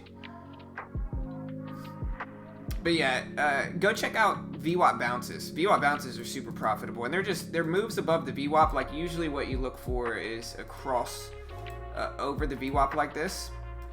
And like once you get a crossover, like the crossover is important because what the VWAP is the VWAP's an intraday trend indicator. So like it's going to tell you the current trend of the stock, right? And so if a stock is holding the VWAP as support, like it's doing here, let me see, and it's doing here, and it's doing here, then that means the stock is just maintaining an upward trend.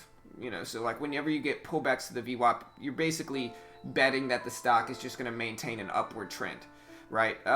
And so when a stock maintains a trend like this, this is what we call a VWAP bounce setup. We have a video that we put out back in 2017, 2018 on this setup specifically. And it's a super high accuracy setup. In the last 3 weeks, we've actually back tested it too. And I dropped a video on that as well. So basically, you'll see a stock pull back to this level here, and if it holds, it's maintaining an upward trend on a short-term basis. If it does not hold and it breaks through it, then it's basically trying to change trends, and it doesn't always do it. But, you know, what we get a lot of the time is just trend confirmations, which is what these little pullbacks to the VWAP are. It's just it confirming this upward trend, which for MARA makes sense today considering Bitcoin is on a huge bullish run, right? And so a Bitcoin-related stock would naturally maintain an upward trend today and respect the VWAP, if that makes sense, you know. But that's basically how you use the VWAP in trading, is just looking for trend confirmation, so to speak.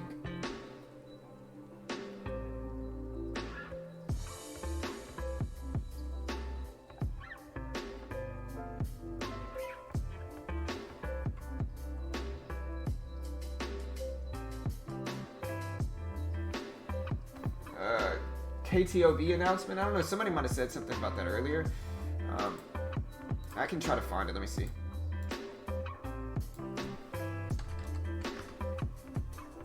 KTOV is Kito Pharmaceuticals.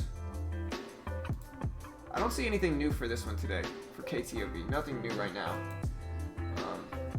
Yeah, and if you could find anything, let me know. I just don't see anything recently for that one specifically.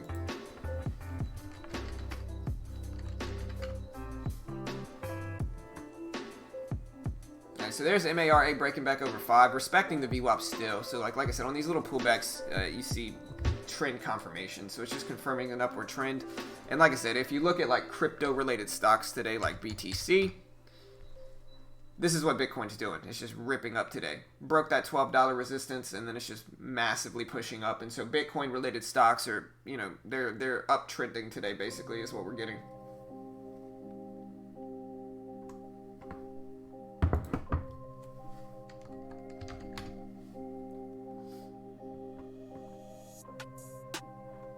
Alright, so I'm still looking at potentially shorting AMD. I wish I could get my hotkeys to work.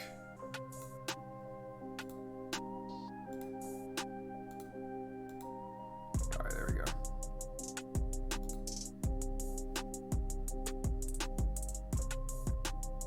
Alright, MARA is pushing towards, just broke the previous high of the day at 510.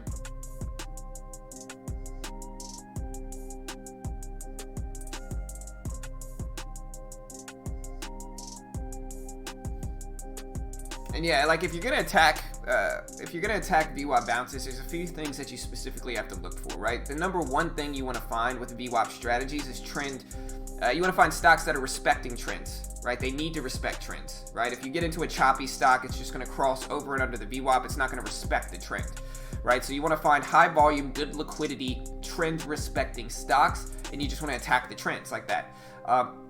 Again, if you look for something that it does not have that much volume and liquidity and that is not really maintaining a specific trend, it's going to be a lot harder to trade VWAP strategies. And so if you're going to look to trade VWAP strategies, that's basically what you got to do, is look for stocks that are actually, you know, respecting those trends really nicely, so you can kind of, you know, get in and out and take advantage of those trend confirmations that you get with VWAP bounces and fades and stuff like that. Like AMD is basically the opposite of that right now. Like that's what I'm looking at it with. So like you got a stock that is respecting a downward trend now, and then when you get pullbacks to the VWAP, it's rejecting those pullbacks and confirming the downward trend.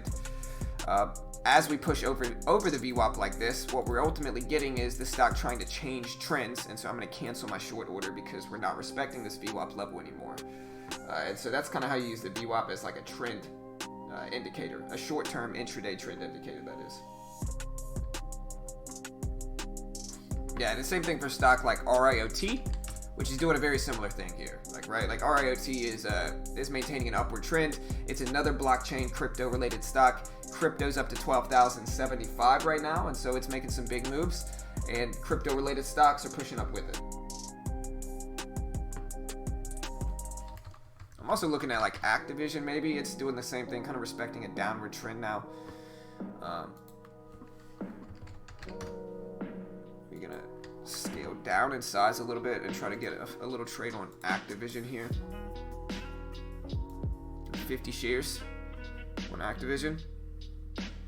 Ultimately just looking for this one to get rejected at 56.50 is my risk, or 86.50 is my risk. Let's see if we just kind of crash down is all I really want to see here.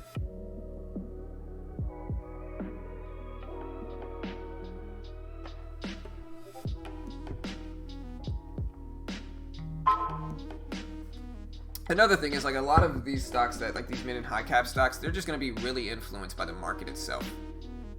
So, like, the market is going to influence these stocks. Market pushes up, a lot of these stocks are going to push up with it. Market pushes down, a lot of these stocks are going to go down with it.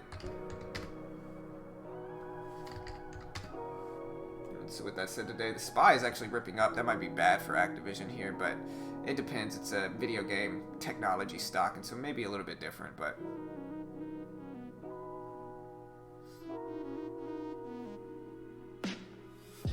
we are short in Activision. Again, our risk is 86.50. Very close to the risk, but to hit it. Hopefully we get a rejection, but probably going to get out here for a very small loss. There's the rejection. Okay, we're back down to the 30. So we did reject off of 86.50. There's 86.50. We rejected exactly off of that level. It's still not over, though. It might push right back up and test it. And Activision isn't really a stock I've traded a ton. Here's the level we're watching. But I still got to be careful with it. We just want to see this level hold. And we can let it test the level. It's not a big deal. It's such a small trade. It doesn't matter too much. But we do want to watch this one closely, obviously, just because it breaks 86.50. It could just rip up fast. And we don't want to get stuck in like a huge breakout here.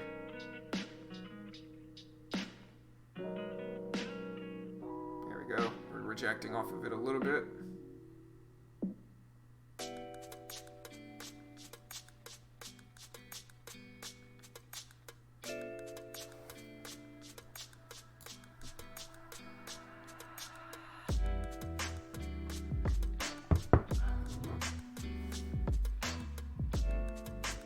We're moving up to test it again, and like I said, we can let it test 86.50 for like 1 or 2 seconds, but that's it. Ideally, we just want to see 86.50 hold its resistance right here, right? But we can let it test. It's not a big deal. It's such a small position. It doesn't matter too much anyway. But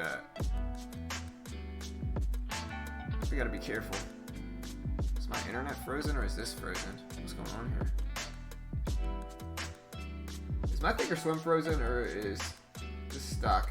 My Thinkorswim's frozen. At least this isn't. Okay, so we did get the push. Man, Thinkorswim.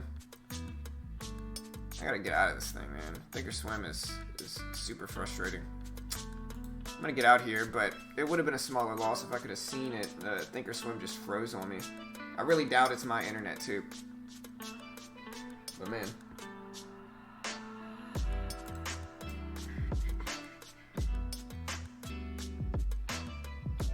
KTOV is still in a meeting. What's up, James? Hey, don't stress it, James.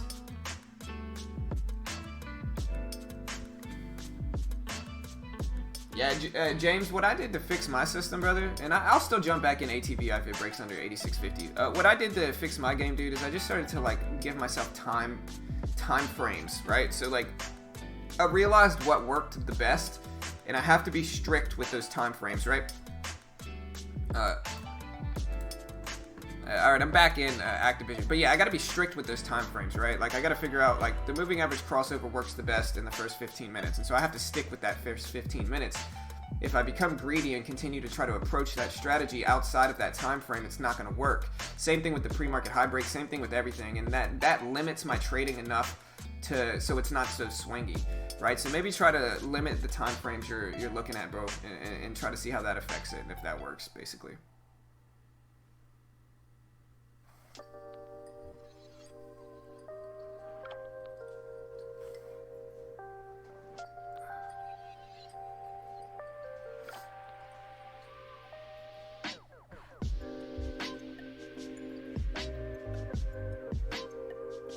Yeah, I don't know what that is, man. It's just weird, dude. You saw that? Anybody see that? It just froze my position, right? It literally just froze my position. Like, I don't know what was going on. Like, I looked at the pricing. I had to see the price here to realize that it was that frozen. And I had to, like, observe everything else just to realize how frozen my platform was, man. It's just stupid. Like, somebody was talking about TradeStation. We had Tattoo in our Discord that was talking about TradeStation and how much he liked it. So depending on what the settlement time is like, I might look at switching over to TradeStation from Thinkorswim, just because Thinkorswim, I love their platform, but it's just slow and it lags and it's just difficult to trade.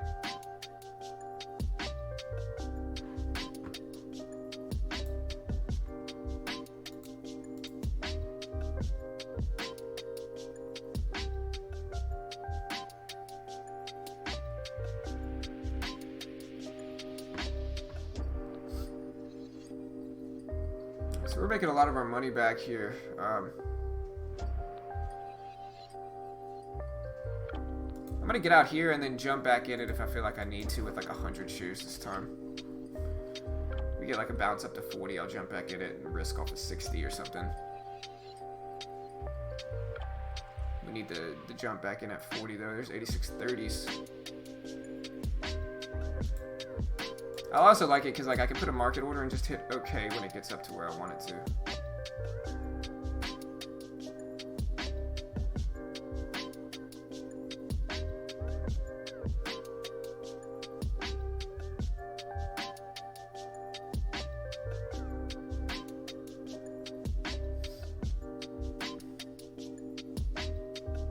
I'm gonna jump in with 50 just because am I frozen? Oh, let's cancel that. I'm gonna jump back in with 50 and then add to it as it moves back higher. Just trying to catch a little bounce play here. And like if it gives me some green beforehand, great. And if not, I can add a little bit to it up to 86.40 is the plan here.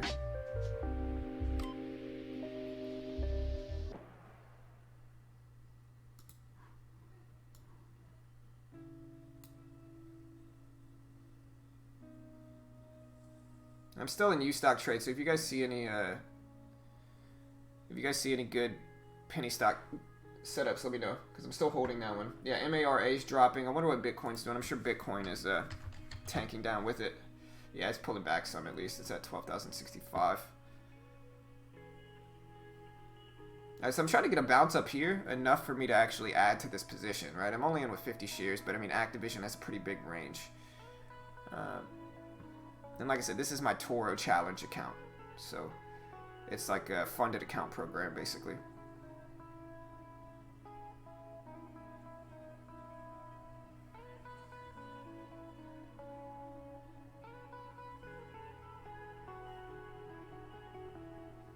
There's 11s. Just doesn't look like I'm going to catch it. I'm just going to get ready to flat if we can get under 86.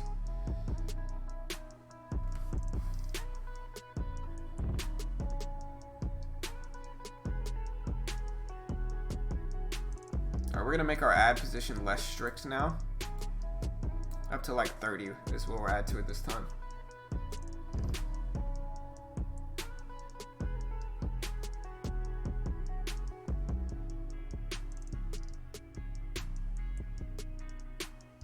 Boom.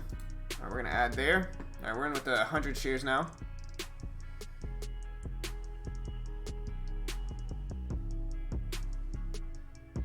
100 shares of Activision.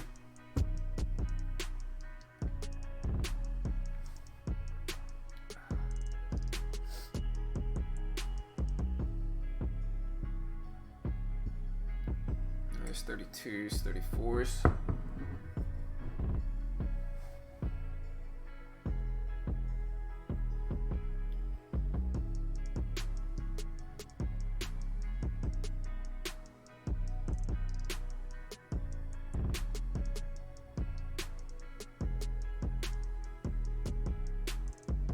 AMD is about to break some highs here, or it's trying to at least.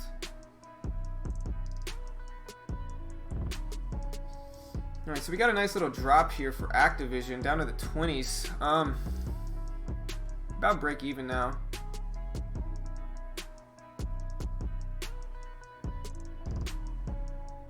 Please don't freeze on me again. Take a swim.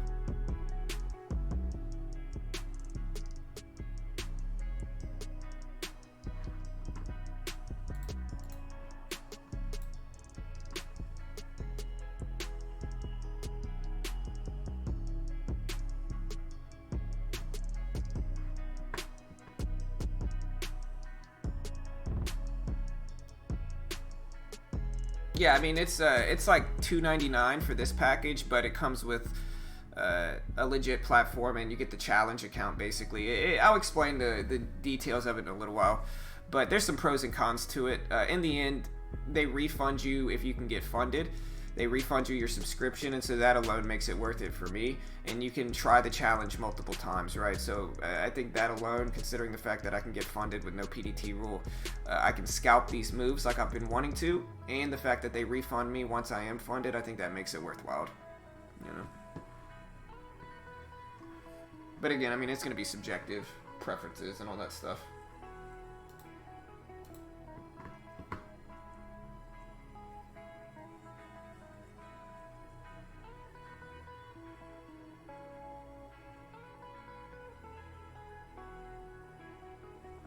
We're going to use right around here at 40 as our risk, 86.40.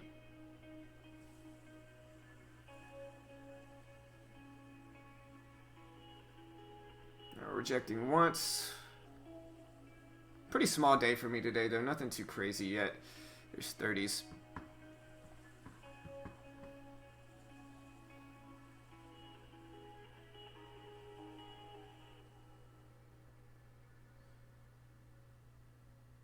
Yeah, I gotta get out there. Too much of a squeeze.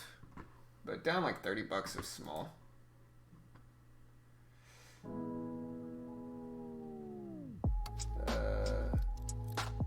Yeah, it might be me. I don't know, man. It's just weird. So Tiny says hers is freezing too. I don't know, man. It's just like I don't know what to do with Thinkorswim. Like I love the platform, and it's my favorite platform, and I think I'll probably always use them for charts, right? But it's just one of those things where I just kind of keep, you know, running into issues with their platform, and there's pros and cons to everything, right? Like zero commissions are going to be zero commission. You know what I mean? You can't really get too upset if it's free. But it is frustrating, certainly, you know.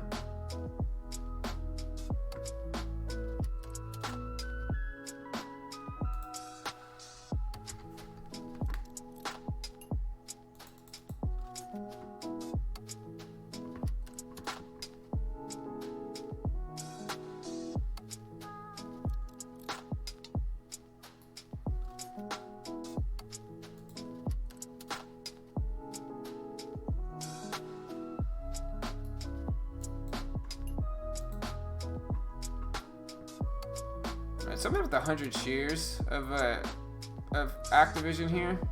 I'm trying to short it on the way down if we can. Ideally, I'd love to see Activision break 86. Like if we could break 86, I'll be happy, and I'll probably get some size into Activision here if I can short it. If I have enough buying power, that is.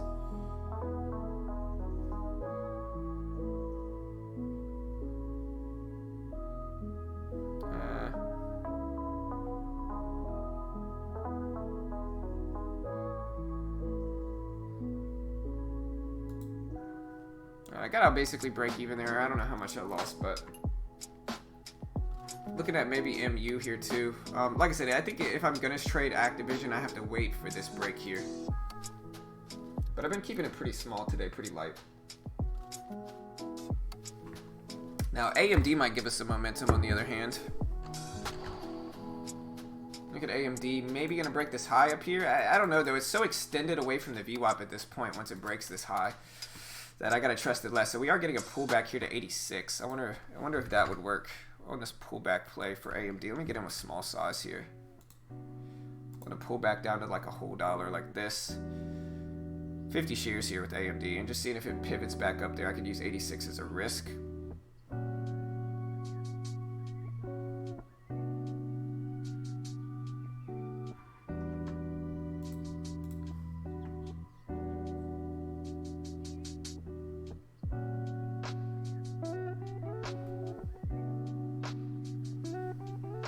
I don't know, man. We'll see. Yeah, you want the Discord link? I got you. Yeah, y'all go check out my man Trader Mike's Discord too. I'll post both of these Discord links. Here's my Discord here. See, here's the strategy that I talked about, guys, and it kind of works, man. Getting in dip buys after high of the day breaks, or after high of the day rejections, right? Like, so like waiting for it to test the level and then rejecting seems to work okay. Here's my Discord link if you want it.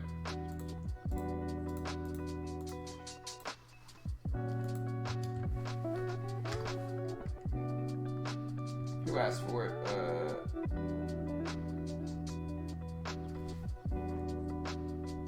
Tox, okay. And then, okay, so we are getting a nice little move here. Maybe I should take these more often. Okay, 35s. We're gonna get out there. All right, like, hey, maybe I should take those trades more often, man. I'm gonna have to backtest those though, because they seem to work. I've used them multiple times.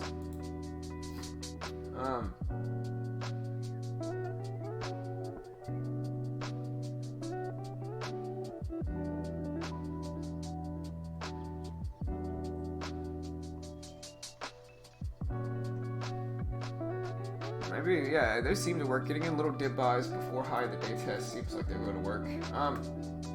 Also, yeah, y'all go check out my man Trader Mike's Discord. I'll post this link here. But yeah, AMD broke highs of the day. Here's Trader Mike's. Like I said, Trader Mike's is probably the most active penny stock Discord I've ever been to. Literally one of the most active penny stock Discords I've ever been to. Here's the link to Trader Mike's too.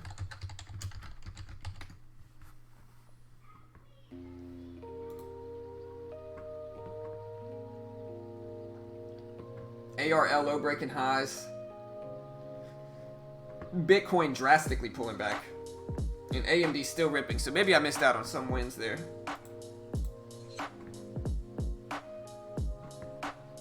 I'm usually just trying to go with a 1-to-1 ratio.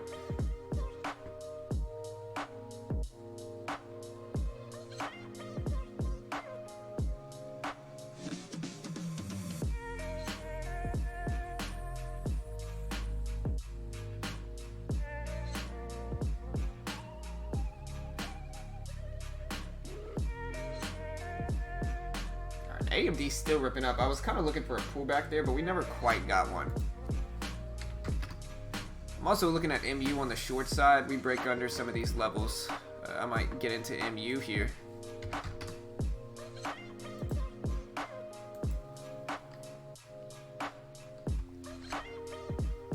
See if we can break under 49.30 and then bounce to it. Maybe get a little rejection play there.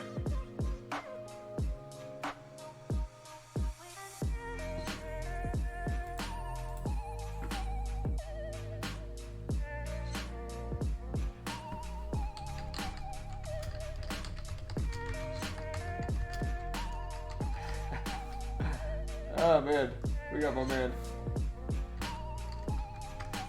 Oh no, please don't leave, Christian238. Please don't go, bro. Man, that's literally the first time I said it today. Please don't leave, bro.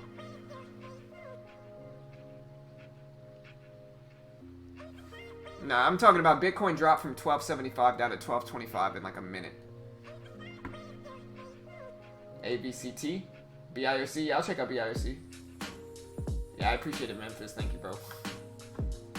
You get weird people, man. Like, it's a free live stream, right? And so, like, naturally, like, we're going to post Discord links and we're going to post some stuff links. And, like, that's obvious, right? So, like, if you complain about that, like, you're just being entitled, you know? Like, it's free. We don't sell a service. Go check out a Discord or a service that sells, you know. My guess is, like, he probably got banned from Trader Mike's. And so he's mad for some reason. Let me look at AMD here. AMD's getting that pullback that I wanted. MU's dropping. Let's see if we get a bounce here on AMD. But yeah, I guess my point is like, look, if it's a free live stream, obviously you should expect to hear some plugs and some pushes for other stuff. I mean, that's kind of self-evident. Alright, so we got in this little dip buy here. We're going to see if it works for AMD. Gonna use right around that previous high of the day as a risk level. See if that works.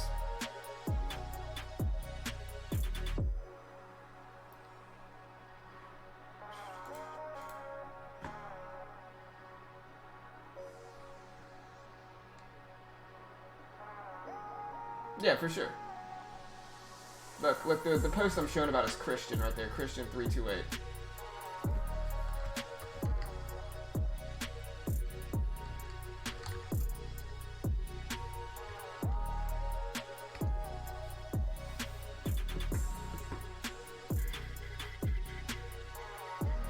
Alright, so like I said, we're using that previous high of the day right there at 86 as our risk level with AMD. Just see if we get up to like 86.50 maybe.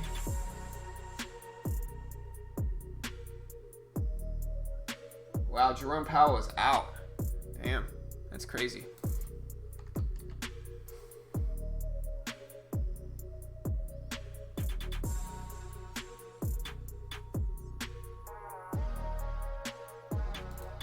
We just took a little bit off there for AMD. We don't mind adding a little bit back here. Is Jerome Powell seriously out? Man, that's crazy. Like I said, and usually the people that complain are people that have literally never chatted, ever. Like, they've never said a word here, and all of a sudden they act like they have any sway. One thing that'll easily just make me laugh at you guys is if you threaten to unsub. If you threaten to unsub, I'm just going to tell you to do it. I'm going to dare you to do it, because I don't care, right? Or if you threaten to leave, you know, go ahead and leave. You know, if you don't like it, don't watch it, man. I don't care. But don't cry about it.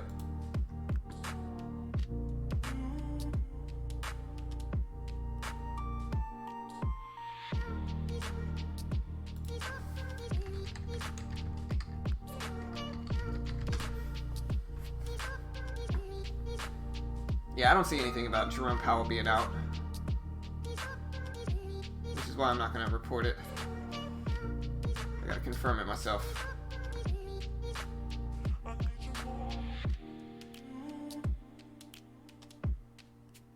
SPY going up. Nice.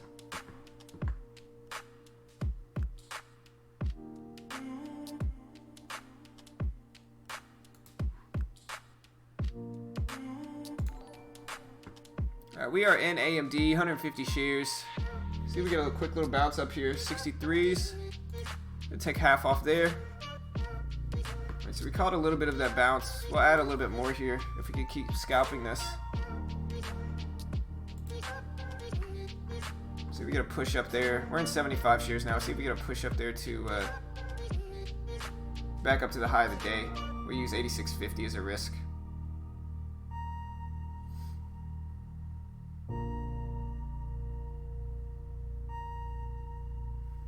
There's 67s, 70s, nice. Boom.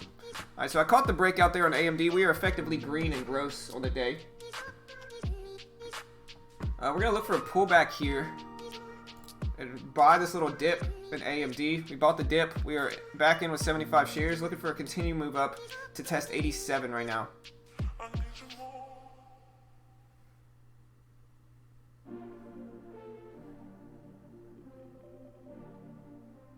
$75 roughly is going to be our risk level, right around 75.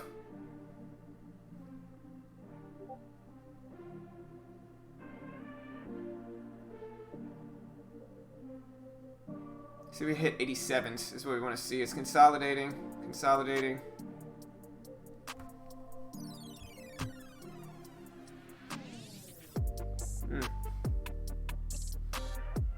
Here's 90s, boom. We're going to get out there. Alright, so we are effectively green on the day now. Scalping AMD on these little breaks and dip buys.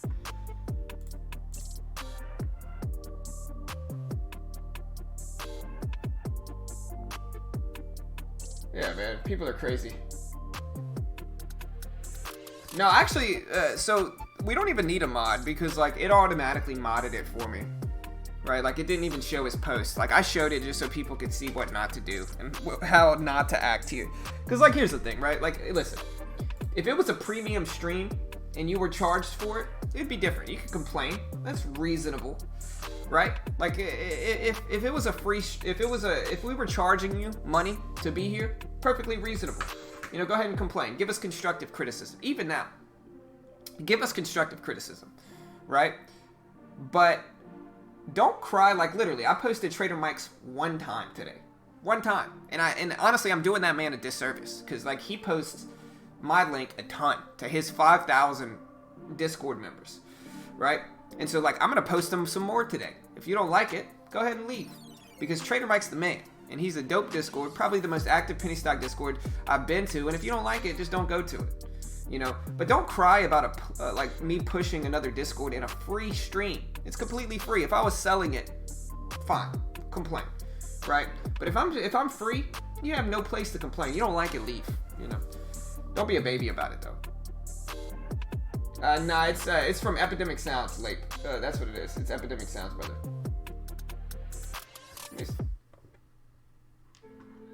Yeah, we LEDS.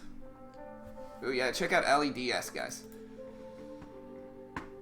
Like, the reality is, it's probably somebody just looking for a reason to criticize. Like, people are so weird, man. People get insecure. People get weird.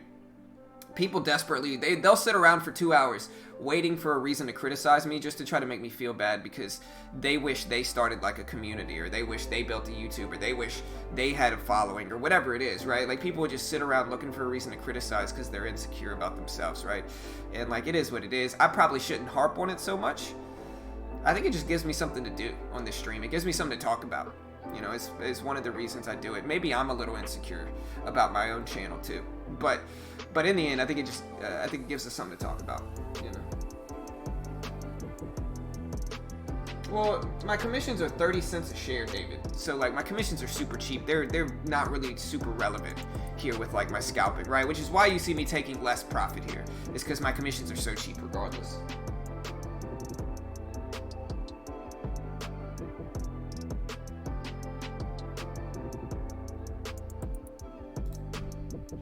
That's the type of posts I want to see, Hugo. Thank you, Hugo. My man. Appreciate the love, bro.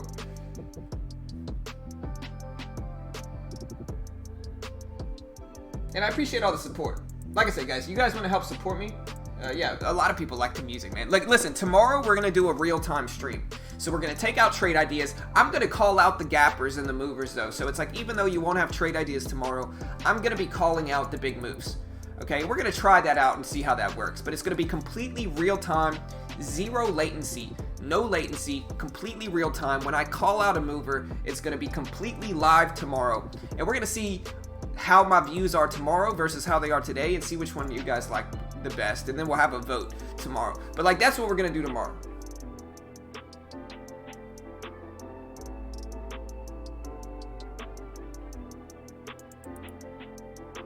Yeah, y'all go check out Ashton's channel. If it's true crime related, y'all go check it out. Y'all go check out a supporting member of our channel, Ashton's channel. She's super supportive, really cool person. Y'all go check out her true crime channel. You know, what's the link, Ashton? Send me the link. I got you. I'll post it if you want me to. That is.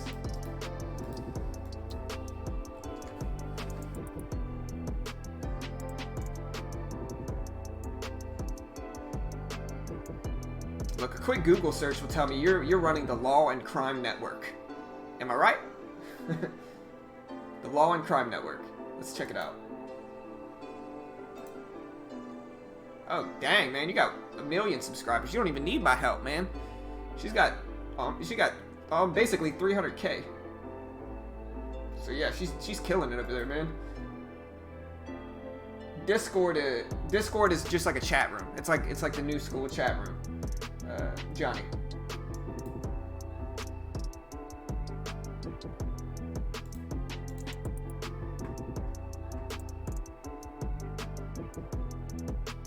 Yeah, another way y'all can help support us, like I said, this is the Toro challenge, right? Basically, it's $2.99 a month, right? Which isn't that bad. I mean, listen, if you pay for like a real-time market data paper trading simulation software, right, it's usually going to be running what, 150 bucks. I know DOS is like 160 a month, right, to get level 2 and real-time data and all that good stuff as a simulator platform, right? And so that's going to be 150 bucks already for a high-quality demo sim account, right? But this one's a little bit different, as it gives you the opportunity to actually get funded. Like, if I make $1,500 in profit without losing over $1,000 and without losing over $200 per day, so it's a 1.5 to 1 ratio. If you can make a 1.5 to 1 ratio in this account, they legit fund you whatever account you have, right? The base one's $299. If you hit that profit target, they fund you $25K. And sure, there's some rules you got to follow, and they're strict rules because, you know, obviously you got to think about it like this, right? They are legitimately funding you. And so sure, you better believe they're going to protect themselves. They've got some strict rules you got to follow. You're going to have to trade enough for them to verify consistency. So you got to trade like at least 200 times, 200 round trips.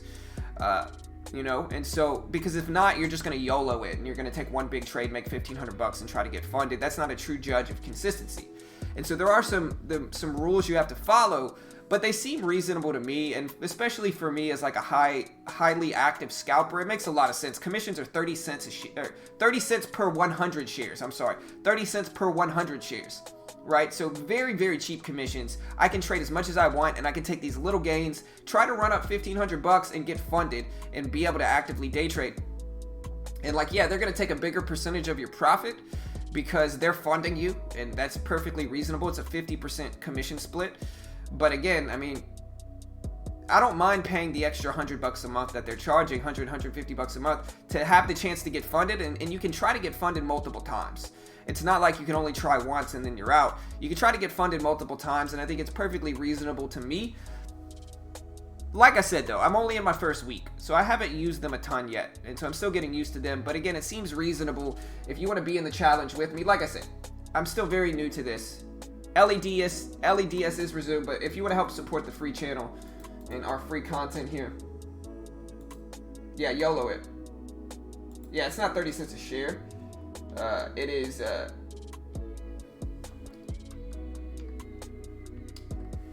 yeah, it's not 30 cents a share. It is it's 30 cents per 100 shares, so way better. Yeah, there's the link. Yeah, it's not too bad. Yeah, it's 30 per 100. Yeah, that's what I made that same mistake yesterday, and people were like, damn, man, commissions are kind of high. And I was like, no, it's 30 cents per 100 shares, right? And it's mostly mid and high caps, though. So, like, that's mostly what it's meant for. But it's reasonable to me, you know. We got anybody else that's trying it with me?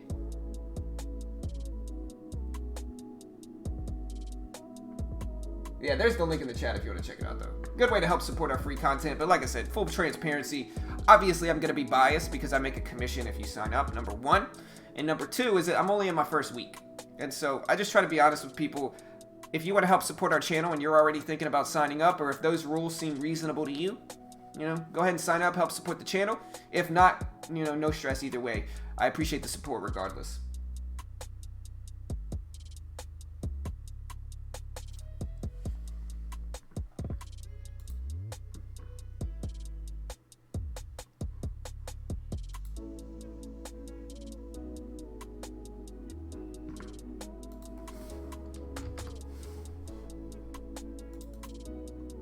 We are getting a little dip by a higher low here on AMD.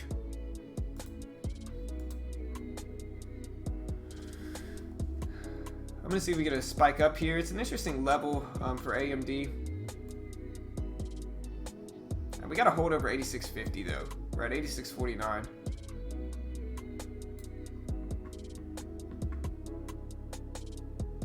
Alright, we'll end with 175 shares. So the largest position today. Ew, man, this is a nasty drop for me. We're gonna give it one more second here. Yeah, I gotta get out. Just too big of a drop, drastic drop there. Luckily, it's still a pretty even day, but yeah, that was a nasty drop for AMD. Luckily, I'm scaling down in this account. I'm still looking at MU too, but that was a nasty drop. Let's switch to the short side on MU, maybe.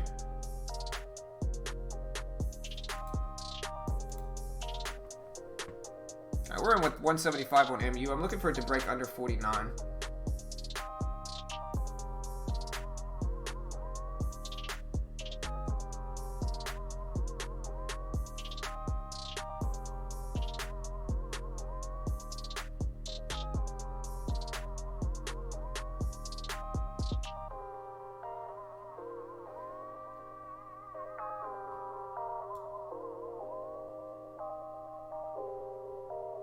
Yeah, I'm scaling down though. I can see I've only traded about 1,500 shares today, which is pretty light. So barely any commission so far today. About $3, I think. Maybe less than that, yeah.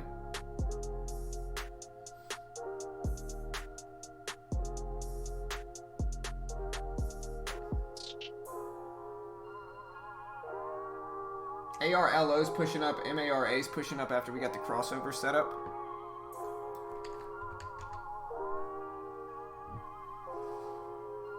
There's 5s. We're gonna add into this on MU. I'm in with 100, or I'm in with 300 shares now, which is the maximum share size. So we're gonna look for a rejection at 49.10. See if we get back down to the whole dollar here.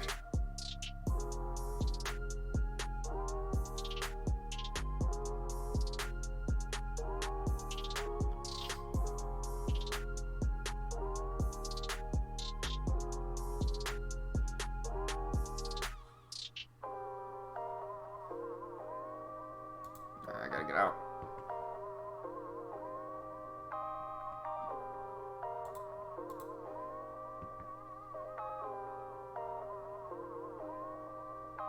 Oh no, you're good, Ashton. You're good. No stress.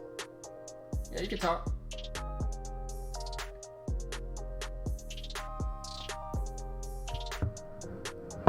Bitcoin's starting to push back up. So like Bitcoin's about to test these highs right here. And I might be looking at some. Let's go back to use stock trade.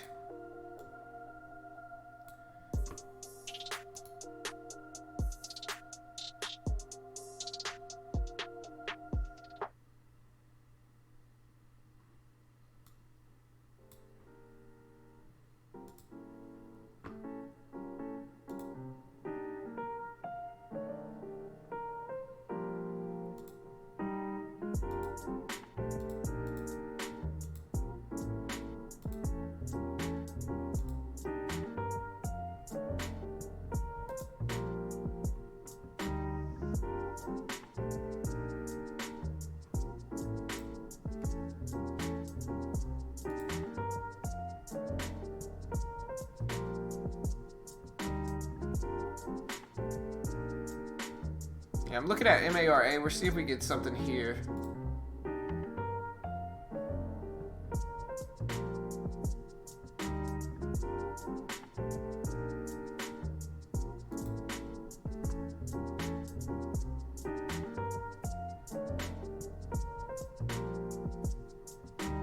Mara's right around this high of the day. Bitcoin's pushing up. Bitcoin breaks this level. I might go long in MARA short term here.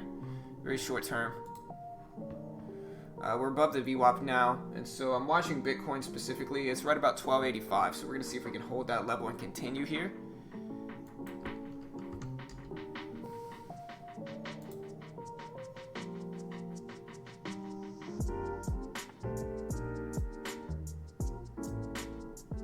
Bitcoin pulling back a little bit.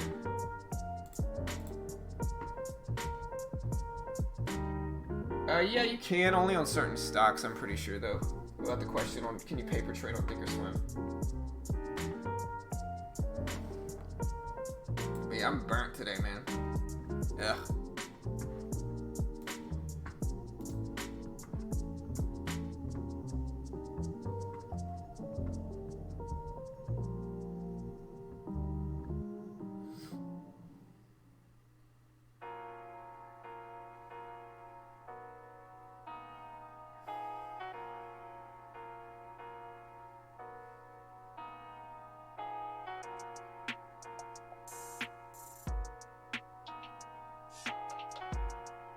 What's the SPY doing?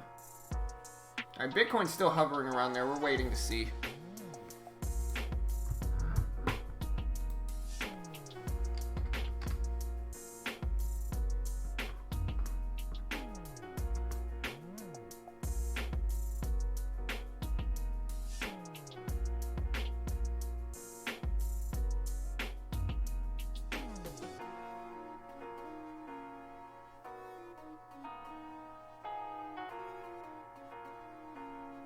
AMD rip it up. Alright, so we still need a BTC to break this 1275 or 1285 level.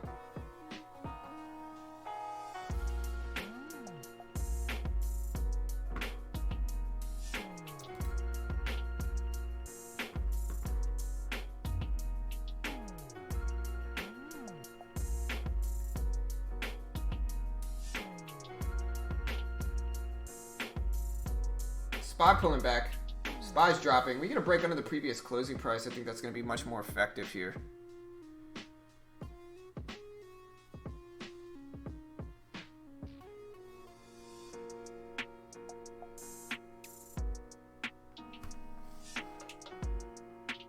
MARA back up to 491s. Crypto is not really following it up here, which is the biggest issue right now.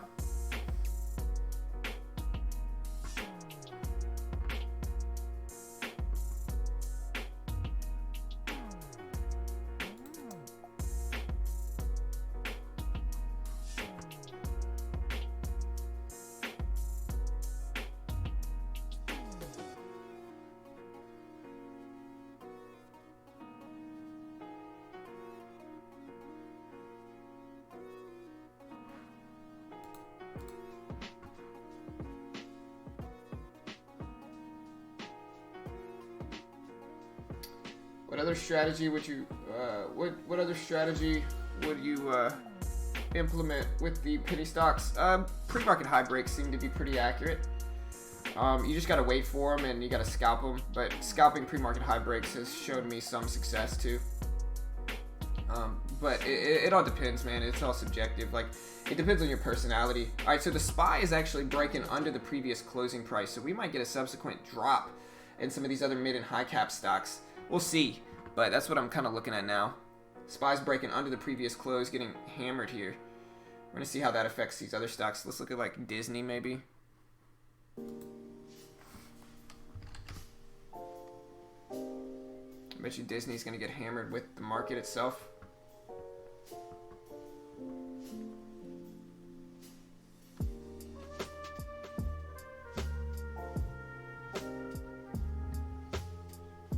Crypto is consolidating under the high of the day at 1285.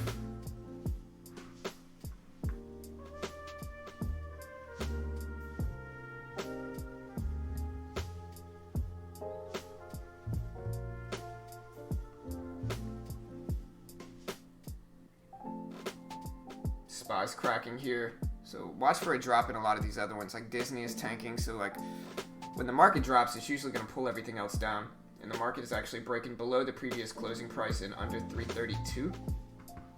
And so a lot of stuff is ultimately following it now. Man, I'm so burnt. My lips are super chapped. I gotta get some of that aloe vera lotion back, man. Because this sucks.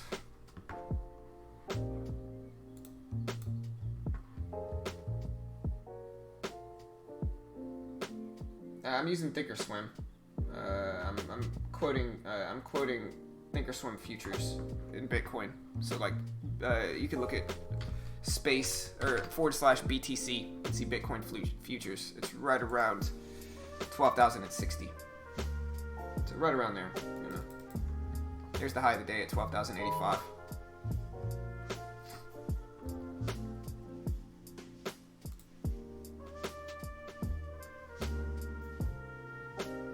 Market's tanking below the previous closing price. Here's the SPY itself.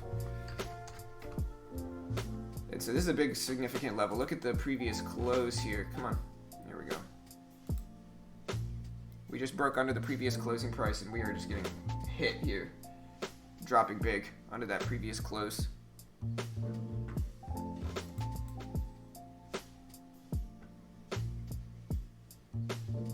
We'll see what happens here, but an interesting level for sure.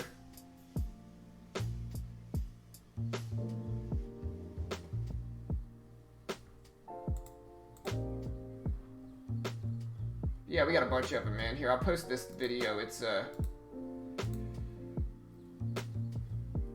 post this video. It's on the pre-market high break strategy.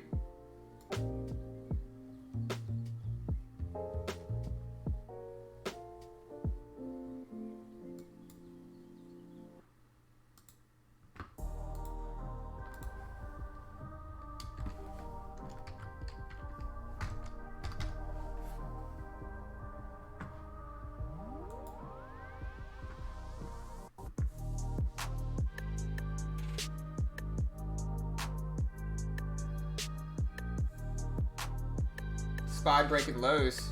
Big level break here for the market.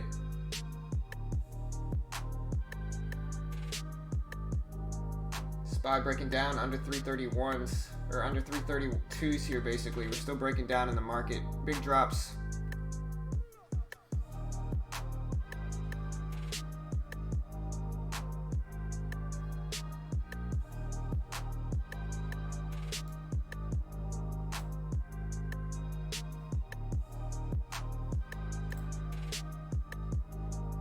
Alright, I'm in a short on MU, 150 shares.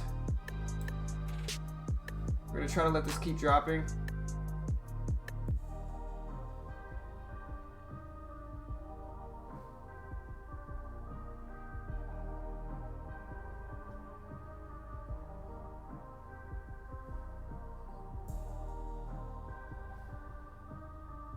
Maybe I'll add to this one on the way back up. There's 17s. We're looking for like low of the day cracks here.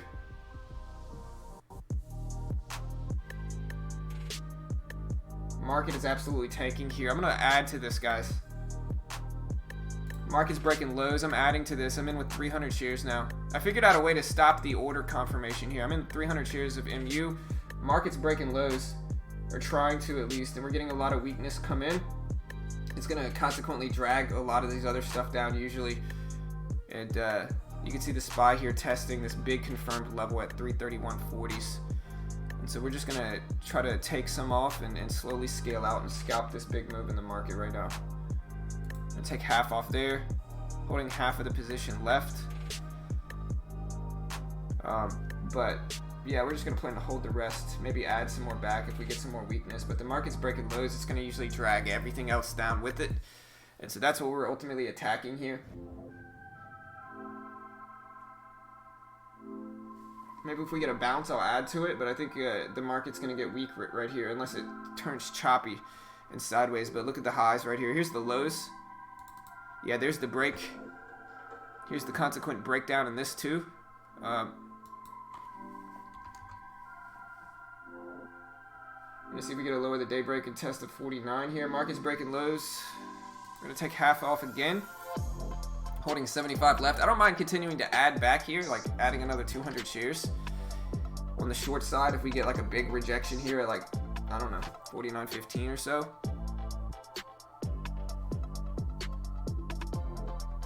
Market's pulling back up.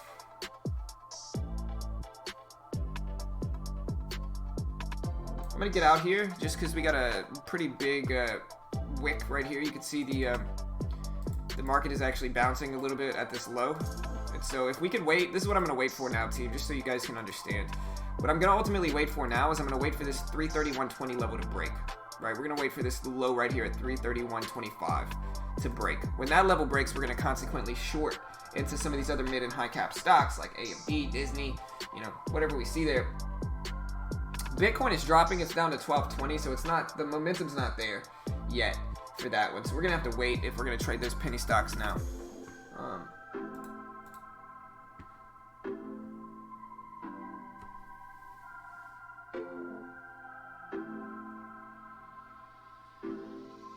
Hey, thanks, David. I appreciate that, brother.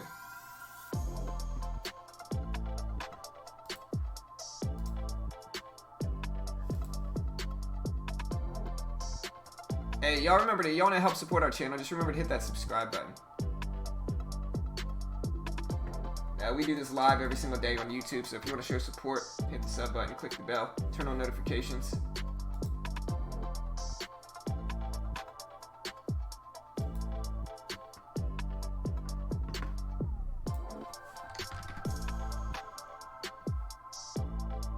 AMD under 81 looks good.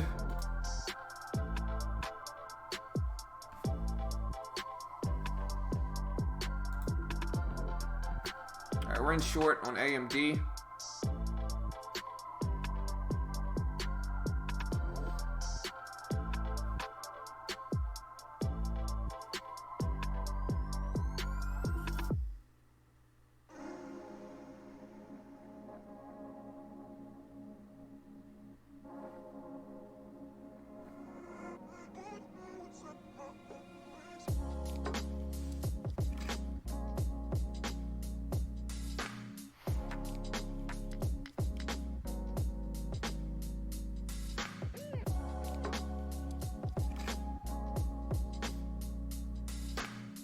over 85s, I gotta just jump out here. Small position so far. Yeah, I got out. Saw the bounce. No, I didn't get out. Come on, man. Whatever.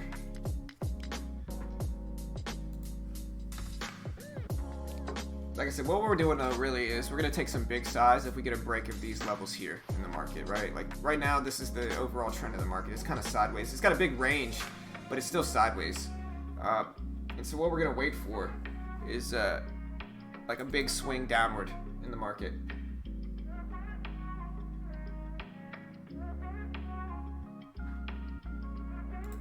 Either that or we're gonna wait for MU to break under 49.05. I think the SPY and MU faked me out, but that's okay.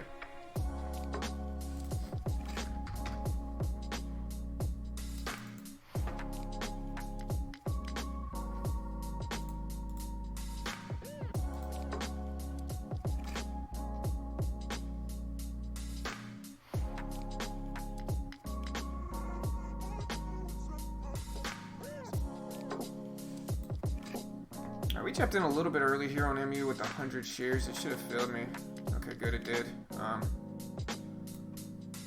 We don't mind adding to this one if we need to.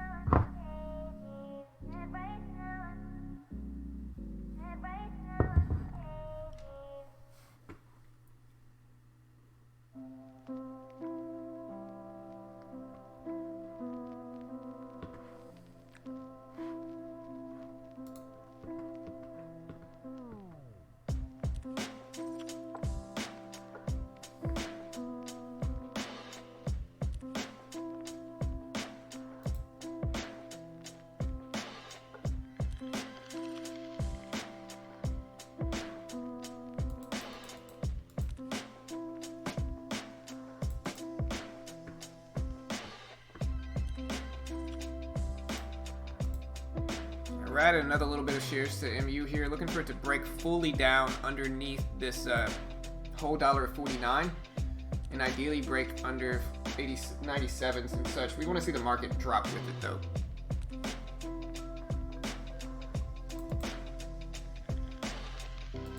Maybe 49.10 as a risk.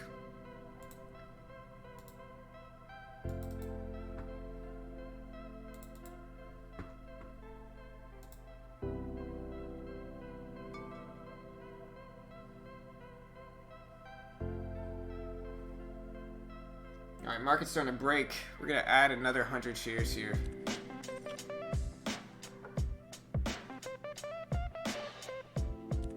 As long as the market continues down, we're going to add another 100 here on MU. Alright, we're going to add another 100 there. We're in with 300 now. Going to scale out if we need to. But the market's starting to break lows, and that should push us down the amount we need. 97s.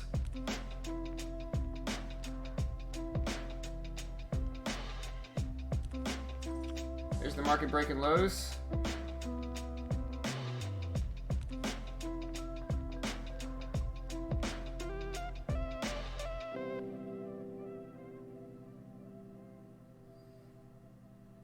There's 97s.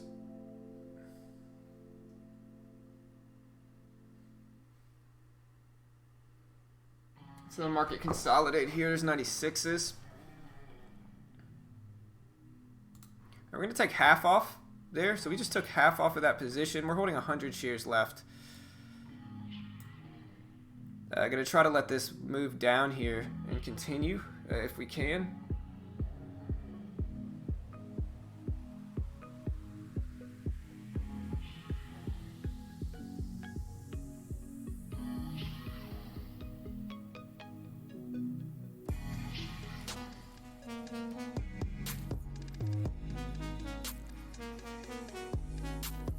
Market's consolidating right around the lows of the day for the SPY, and that's going to be influencing this. I didn't realize it would fill me there. I thought it would give me a better average on my remaining 100 shares. I don't like how it did that. Get out here, break even, but Here's the SPY breaking the top there.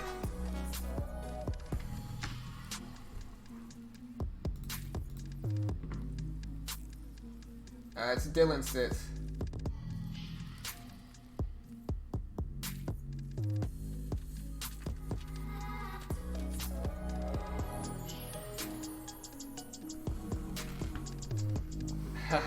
No, you're good, Jam. Like I said, listen, if you guys, here's the reality. It's like, I don't mind people, like, listen, people can be constructive, right?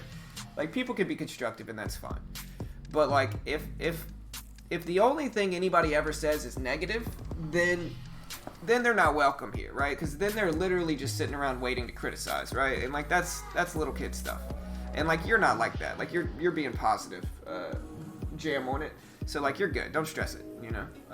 I'm more so talking to the people that don't have anything to say during market hours, and then act like their opinion has any sway over me, right? Like, somebody that never says anything, that doesn't contribute anything, that doesn't add anything to the chat, and then all of a sudden just complains, doesn't mean anything, because they don't add anything. So their opinion doesn't matter to me, right? The people that I care about are the people that are actually here every day, you know, giving something to the chat. Like, that's all I care about, you know. And if they want to say something critical, I'll listen to it. You know what I mean? But if not, you know, in the end, you gotta just leave it a go. You gotta just, you know, if you don't like the channel, don't watch it. Very simple. I don't stick around in channels I don't like waiting to criticize. That's weird. You know what I mean? But I appreciate the support anyway, and you know, I know you're just trying to contribute, Jam, on it. I'm not. I appreciate you being here. You know?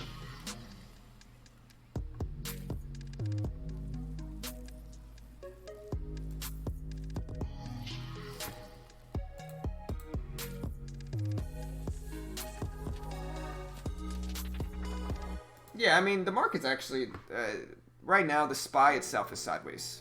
Right, I'm not talking about the longer term trend. I'm just talking about the current trend of the very short term intraday is sideways mostly. So like what I'm doing is I'm just scalping momentum moves in the market based off of like tech stocks right now is all I'm doing. But yeah, no, I've been doing okay in the open. Like I said, on Thinkorswim, I haven't had a losing trade in like 5 or 6 trades. I haven't lost. And again, it kind of goes down to like the system that I've been talking about, right? Like what system building is all about, which is figuring out the most favorable time and conditions to approach your strategies. And what I ultimately figured out here is that the moving average crossover works the best in the first 15 minutes. And then after that, if I pivot to the pre-market high break and scalp those moves, very profitable. You know, highly accurate, very profitable, right? But if I let myself go and just trade crazy and inconsistent, and if I let myself revenge trade and overtrade, then it's not going to work. But again, what I figured out actually does work is essentially just keeping the moving average crossover in the 15 minutes relevant, and then after that trading the pre-market high, and like that's ultimately what I'm doing, you know. So I got a question for everybody here that wanted me to, for everybody that wants me to everybody that wants me to stream without the scanners and just keep it completely real time. Would you guys rather me start the stream later? Or like, how would you rather me do that? Would you want me to start the stream late and like at like 8 o'clock? Or like, how would you like me to do that since the scanners aren't going to be there? Or would you still rather me start it at the normal time in pre-market and just kind of go that way? You know, let me know.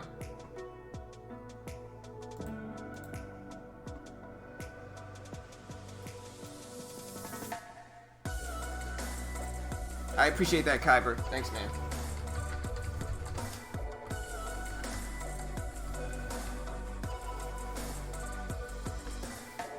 Yeah, for sure. I'm just sitting here waiting on the spot. Kyber, did you ever get the Toro challenge, bro? I'm just trying to see, like I said, especially like if you're in the Toro challenge with me. If you get funded, let me know, because I really want to see what it's like. Maybe I can bring you on stream. But if you're in the Toro challenge with me, let me know, because like I want to see what it's like when you actually get funded.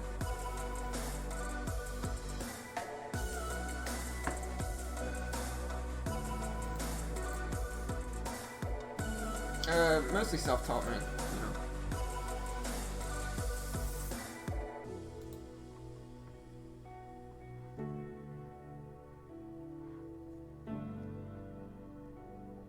Hey, see you, Tiny. Have a good day.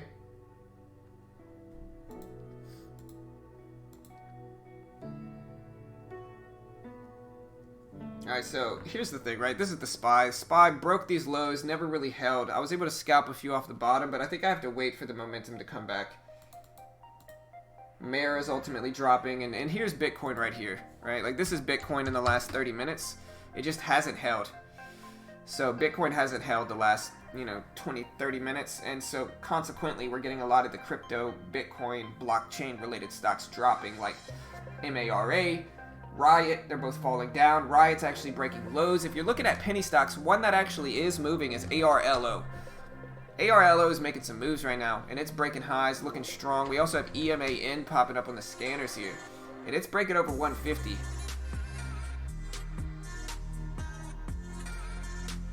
I don't hate this pullback to 150 here for EMAN. It just depends on what the liquidity is like right now. Okay, we're not too bad. Let's get 200 shares of AMN here. Alright, so when we're 200 shares of EMAN, we're going to use the 150 level as a risk. But 200 shares here. We're going to see what happens.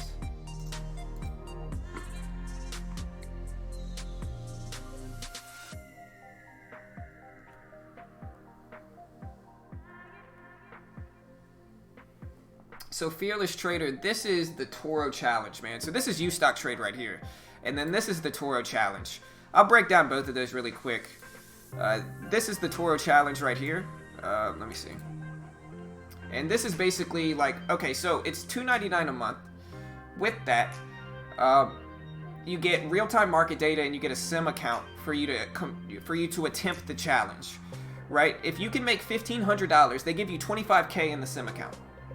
If you can make $1,500 without losing over $200 on any day, and without losing over $1,000 total, so it's a 1.5 to 1 reward to risk ratio, right? So you have to make 1.5 to your 1 max loss, right? Your $1,000 max loss, you got to make $1,500. But if you can do that while following the rest of their rules, they have a stock list, and so it's mostly mid and high caps. Like almost all mid and high caps are there.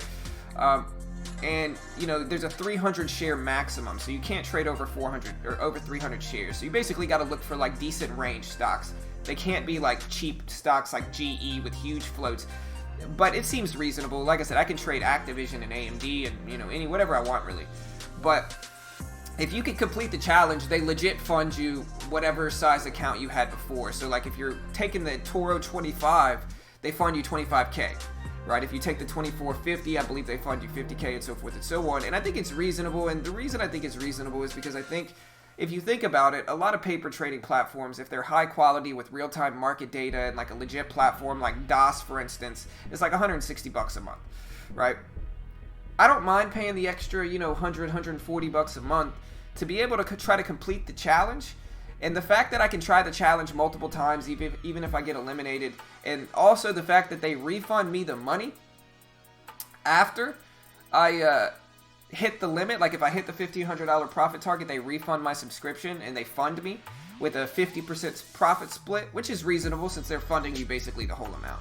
I think it makes sense, but that's what I'm trying there. If you want to check that out, I'll post this link.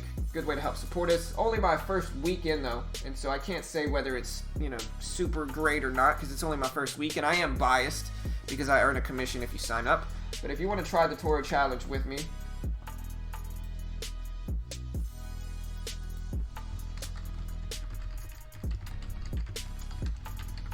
here's the link. This platform right here that I'm actually in right now is U-Stock Trade. So with U-Stock Trade, there's no leverage. You can only go long, but there's no PDT rule. It's a peer-to-peer platform, right? So you're basically trading with all the other traders on their platform, but there's no PDT rule. You get instant settlement. So if I use $500 in a trade, I get that settled immediately as soon as the trade's done. And there's no PDT rule, instant settlement, and $1 commissions on U-Stock Trade. The flaws of U-Stock Trader, obviously, it's a very minimalist platform here. Like, it's very minimal. There's not really many good charts or anything like that. And the fills are, okay. I wouldn't say they're great. I wouldn't say they're the worst in the world, but they're certainly not good. And it's all right, like I said. But, again, no PDT rule, instant settlement, $1 commission, bad fills, minimalist platform. And, that's basically the pros and cons.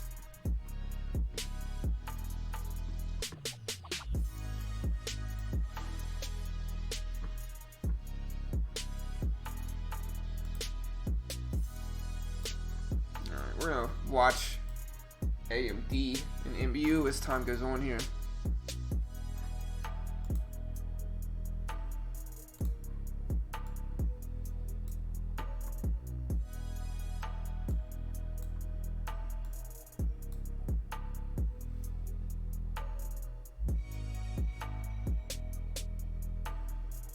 Market's bouncing up though, so it might not be good. I'm probably going to get out of this soon. I don't want to take too much losses here with the EMAN. I wanted to see if it held at 150, so I'm pretty close to my risk level here for it.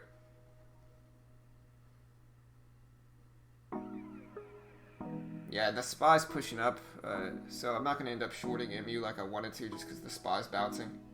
We break under 331.60 on the SPY, I might consider it again, but until then. So we're back up. I'm going to cancel this order for EMAN. We're back over 150.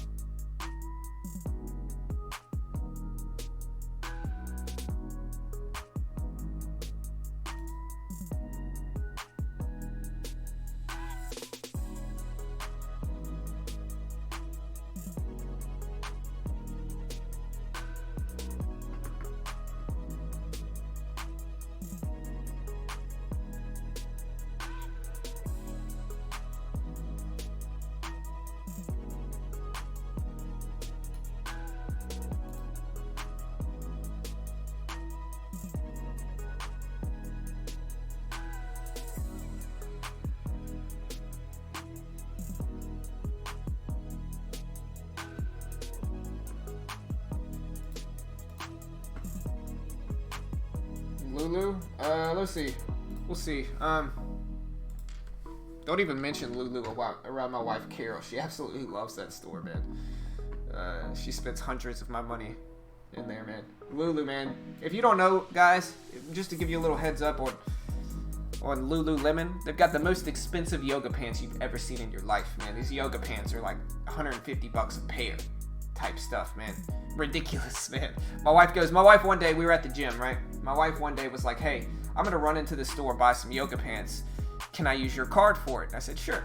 You know, thinking yoga pants like what, like 30 bucks, 40 bucks? No, sir. She goes into the store, Lululemon, comes out $400. You know, she bought like 5 pairs of clothes. $100 yoga pants, man. I'm like, what? Crazy, man. You know, most expensive yoga pants ever. No wonder the stock's so healthy, man. They're selling yoga pants for hundreds of dollars. And everybody should know what I'm talking about if you've got a girl. You know, they know. They know. Those yoga pants are super expensive.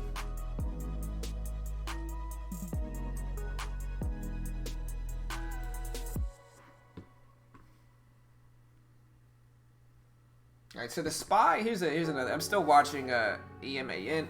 My nose is so burnt too. I'm so burnt right now.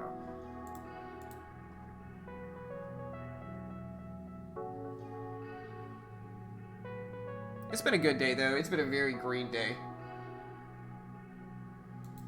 And so I'm very happy with my day today. Solid green day. Made a bunch of money. Running at a pretty high accuracy rate too. So it's been a good day. I think I gotta get out here though. And I think I'm just gonna end my day up and be happy with it and not mess with this stuff too much. Another way you can help support us though, guys, aside from the Toro Challenge, another good way you can help support us is by checking out Webull. You know, with Webull, you can deposit $100 and get 2 free stocks. So like if you just sign up for Webull, you get a free stock. Somebody else mentioned that they got Starbucks the other day. They got Starbucks for their free stock, which is like $70, $80 stock. And so you might as well roll the dice if you don't have a Webull account. Sign up for Webull. It's got a free paper trading software, free scanners, and it's just a really dope smartphone platform. Yeah, you better watch out, Trung. You know. But no, if you want to, I think a really smart way to manage your Webull account is to get the 2 free stocks. If you sign up, you get a free stock. If you deposit $100, you get a free stock. So even if you don't deposit anything, you're gonna get a free stock if you sign up through my link. But if you deposit $100, you get another free stock.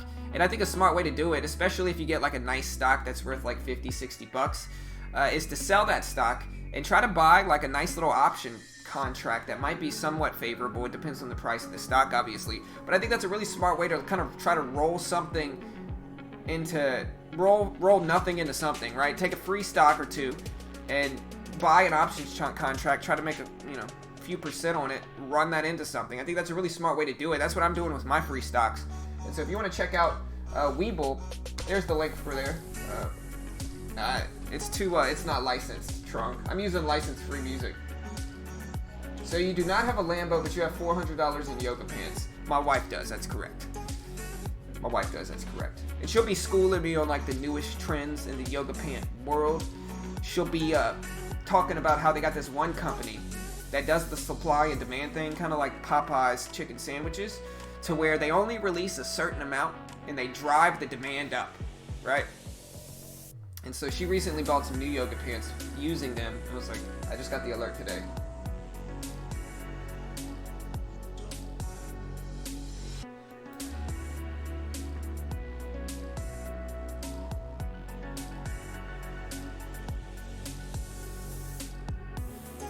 Alright, so the market's kind of edging closer to the highs too.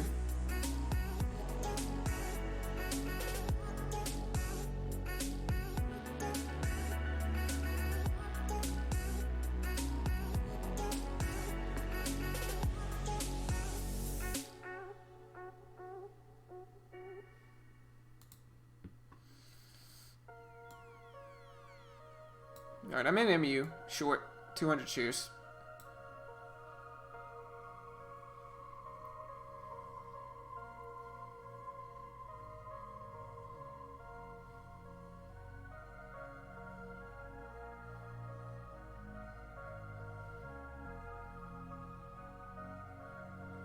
And I'm going to try to add to this up to 49 for MU.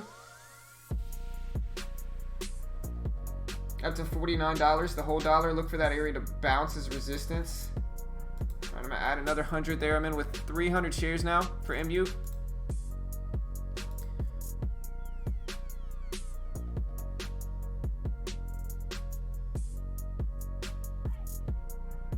All right, give it one more second here. Probably gonna bail out of this thing too.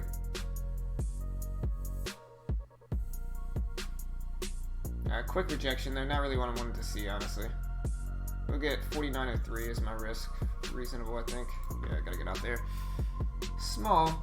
Been a small day. Nothing too crazy. I mean, I'm down like $40 in this account. But this is my challenge account regardless, so it doesn't really matter too much, to be honest. We're gonna try to run this thing up. Maybe back under 49, I might consider it. We gotta watch the SPY though here. But yeah, guys, I'm burnt today. I will be dropping a video today though, team. We're back in. Hopefully it doesn't fake me out here again. 300 shares of MU. And maybe I should be trading larger range stocks that can give me quicker moves. I'm still kind of learning how to approach this challenge account, but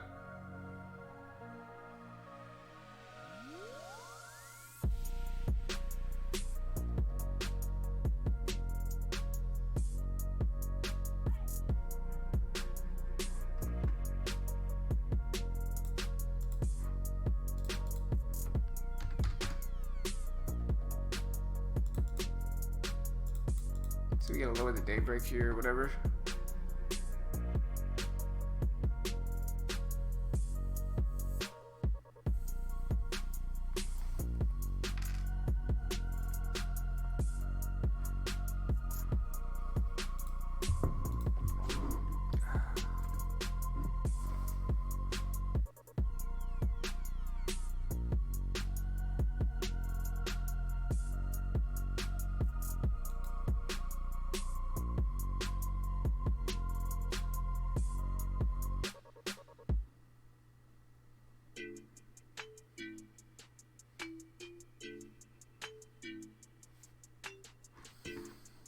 I'm trying to find my entry here. Okay, so my entry is 98. This is my average.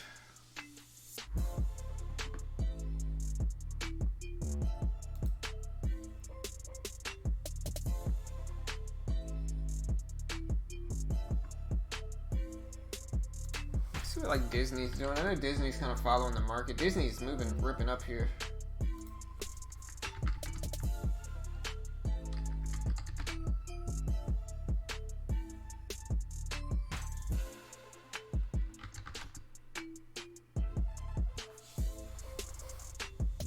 You know, guys, I made this video, and like, I'm not one to be like give picks out, right? But like, I made this video, and I made the video was titled Top 4 Stocks to Buy, and it was basically my picks for summer holds, right? Like in the video, I talked about how I was interested in buying these stocks to hold specifically over the summer. Let me take half of this off here. You know, I was interested in buying these stocks specifically to hold over the summer because I thought, like, with the current state of these stocks, that a lot of them would end up just ripping up. One of them was Disney, and I believe I bought this thing at like $1.20, and it's up from where I said it would. Another one was Uber. It's up from $30 where I said I would. MGM was at break even, I guess. And what was the other one? Uber, MGM. United Airlines was the other one, and I think this is the only one that I ended down, but I did pretty solid with those, man. Like, I'm not really one to give picks, but like all of them are up, and my logic was sound with them. You know, and I think a lot of people that make these videos about like the top stocks to buy, you know, they might call out 4 stocks. If one of the 4 stocks does what they want, they just super stress that one stock. Like, say I said MGM would go up, you know, or say I said MGM and 3 other stocks would go up, right? And MGM just ripped up, and all the other 3 stocks just crashed and failed, right? What they do is people harp on those 3 stocks that go, or the one stock that goes up, and they ignore and pretend like the other 3 that they called out didn't actually happen. So really they're running at 25% accuracy, but they're just harping on the one that did well, right? And so it feels good to have most of those stocks that I call out do well, you know. Now, like I said, I'm not really a pick guy. I'm not really a guy to give out stock picks or whatever. But, you know, they did pretty solid, and I think my logic was sound there.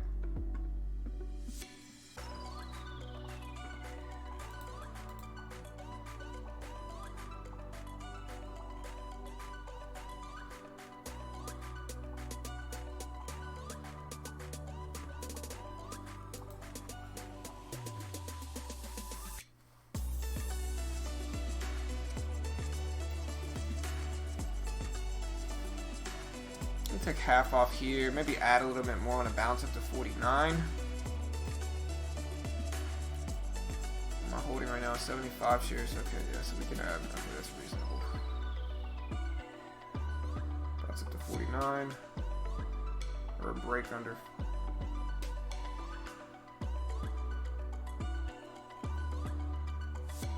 We're gonna short into this move here. We are in 250 shares of MU. Just looking for a 49 rejection, hopefully.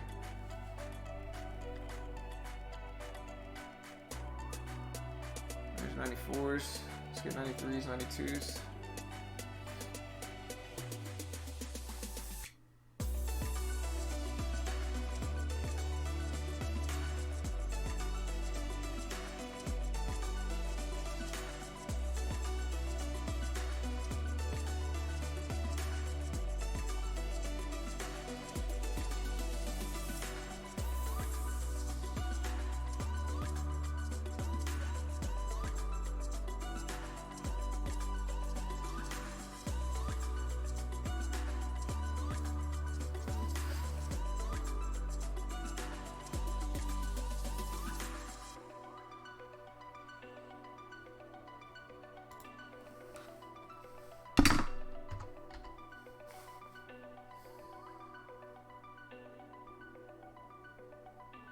Watching what the market does here at like 332s. Get a little bit more here, and with 300 now. I'm gonna switch this to 150. There we go.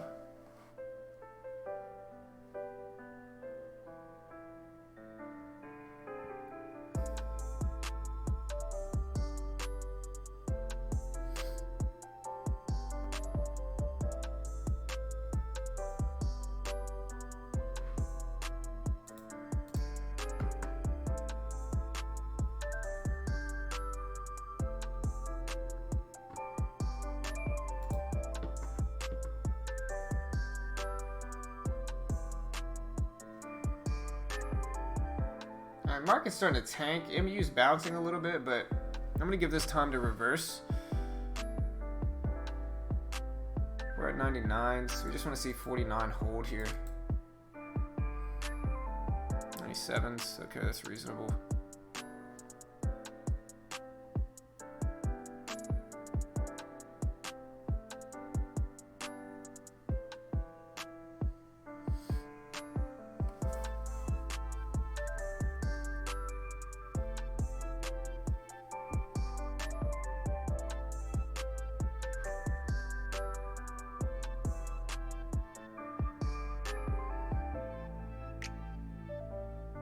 Use 49.10 as my risk. I'm trying to figure out a good risk level here.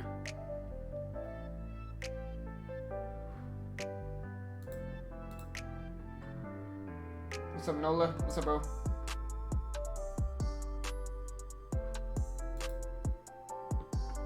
Yeah, I mean, today was a good day. I mean, I'm growing my little accounts, but I've been profitable most of the day.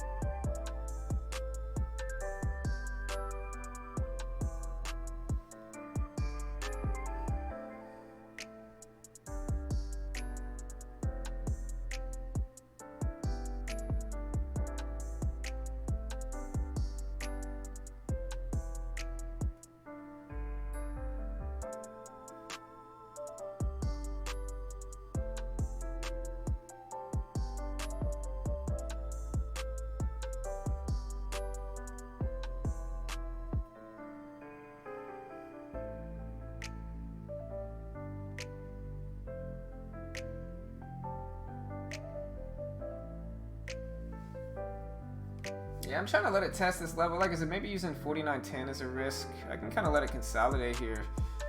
But ultimately, I'm just looking for the market to turn around and for us to actually get a drop in the market right now. I think I just got to kind of wait for it and see and just stick to my risk level with a reward target of like 48.80. But either way, I'm still a pretty small day. You know, much less than $100 on the day. And I think it just depends on if the market works with me and maintains this trend or if the market starts to rebound.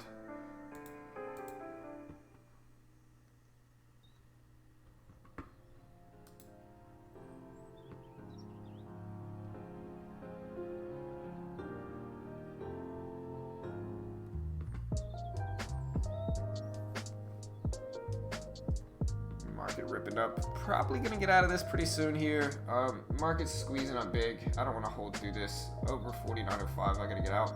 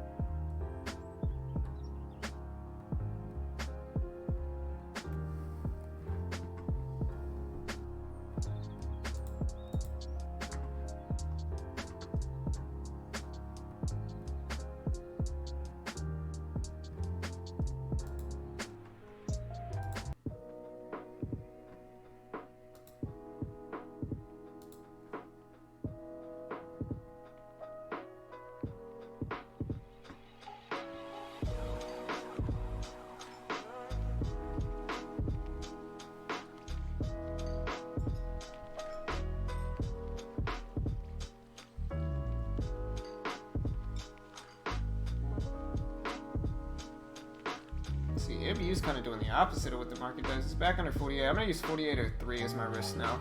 I'm going to severely tighten it.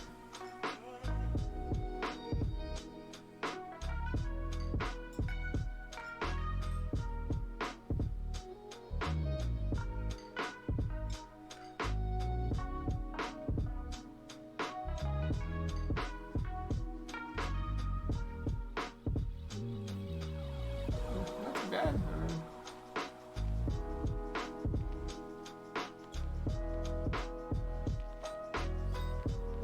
I think after this MU trade, though, I got to kind of scale up to a larger range stock.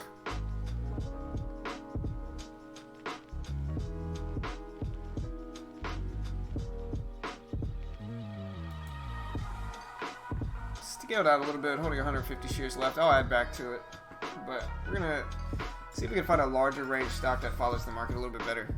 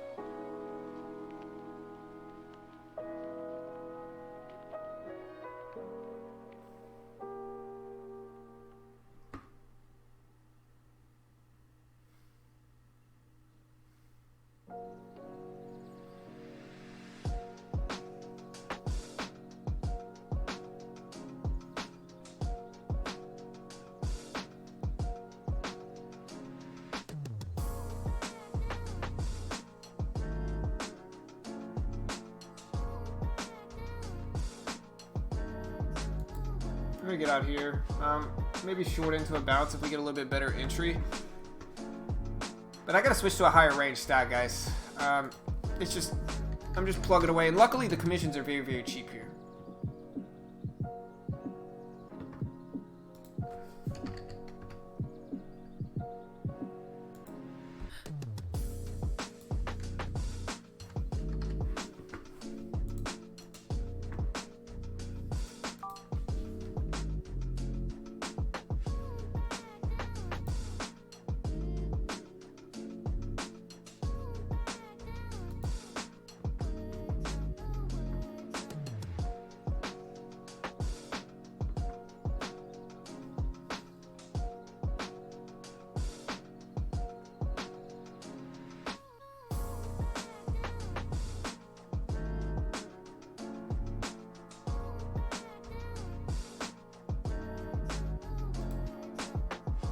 So I don't have enough to buy 200 shares of Disney. I wonder how much I have enough for.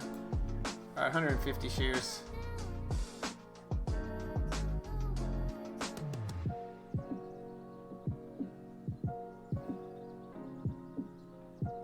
Ooh, SPY dump. I gotta get out. $7.50, $6 loss. SPY is just dumping, guys. Crazy drop. Wow.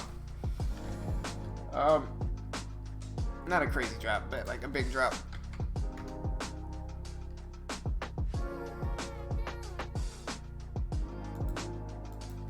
300 shares, try to scalp this short.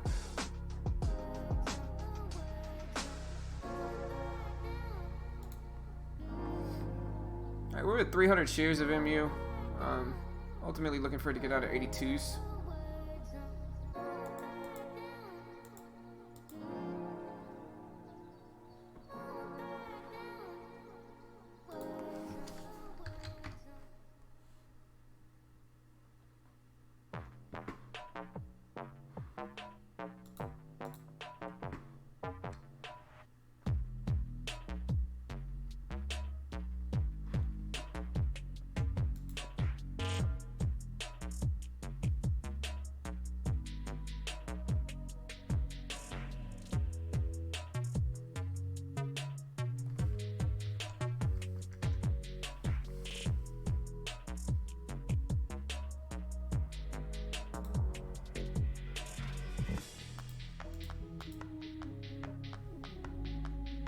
Alright, I got out of MU. I'm going to try to add if it bounces up to like 86, 87s, and then short back into it because we got a lot of resistance above us now.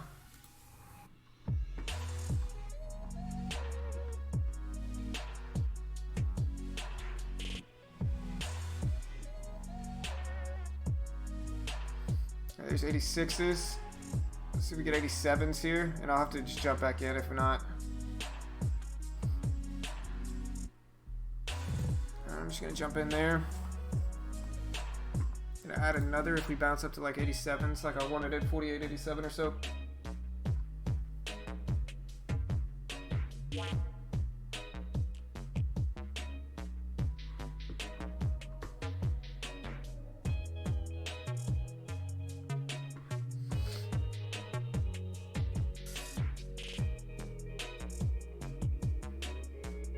There's 82s. Let's see if we get some momentum on this low of the day break and we just rip down. That's what I want to do.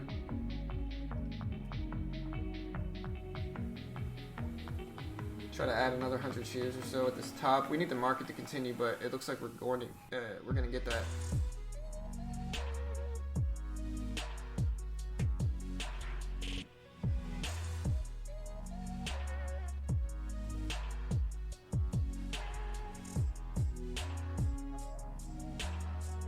There's 86s.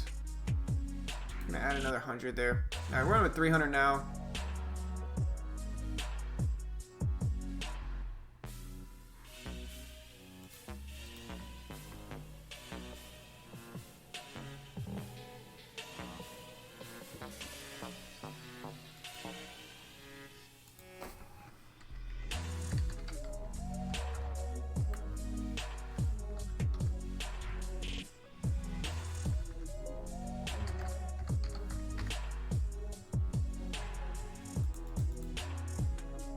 Fastly making some interesting moves. Like I said, after this I gotta find a larger range stock because like the way I'm chugging along at it, it's just not, it's the range isn't large enough for a lot of these, and so, you know, I'm missing out on some stuff.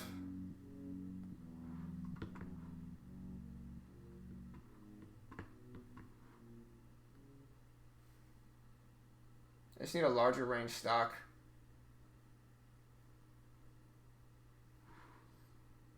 Let's see, maybe let's look at like shop.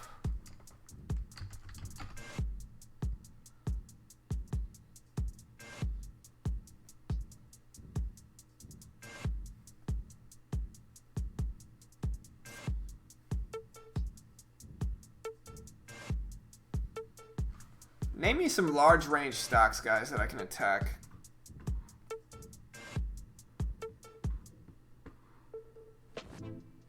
I gotta be careful. SPA's bouncing big. We're gonna see if it rejects real quick, but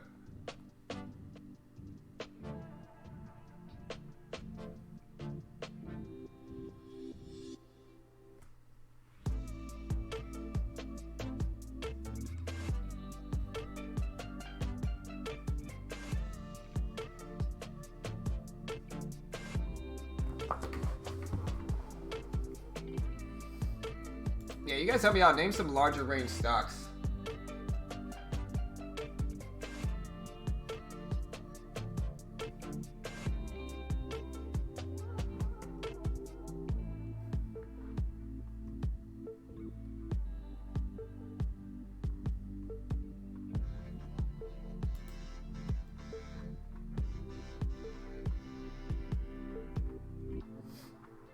Oh, you also go check out my man Trader Mike's Discord.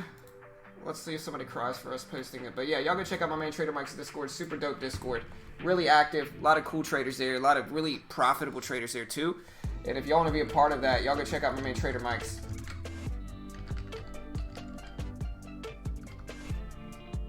Nvidia, Apple, Facebook. Yeah, but see, those are too expensive. All right, we are getting a nice drop in the market though right now. I need a stock where I can buy like 50 shares and be good. Maybe Nvidia, yeah.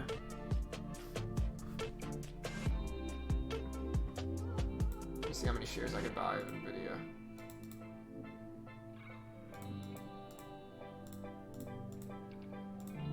Yeah, I could buy 50 shares of Nvidia. That's probably the way to do it.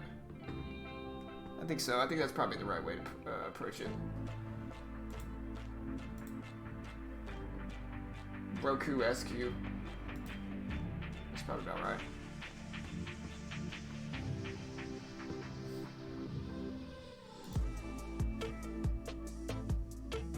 Alright, market dropping good. Most stuff's gonna follow it. Yeah, I like Fastly here too.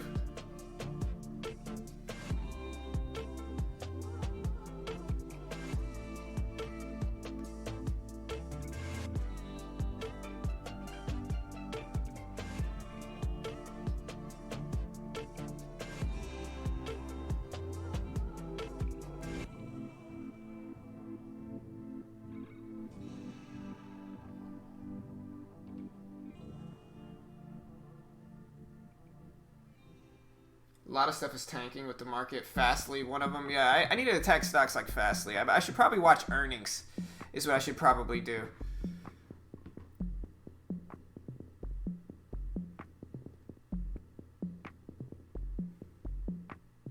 Let's see if we get this low break here.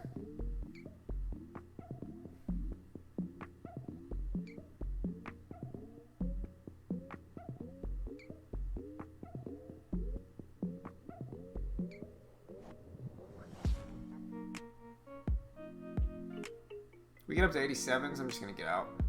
This is taking too long. We'll jump back in it. Let's look at FSLY here.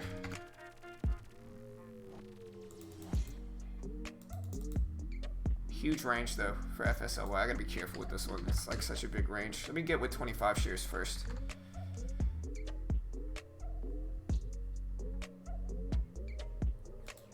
Oh, is this one not listed? I don't think it is.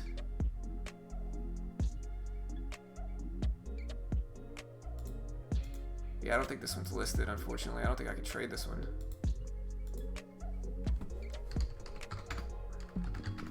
Yeah, I don't think it's listed, team. We can look at NVIDIA here on this bounce, though. NVIDIA is tradable.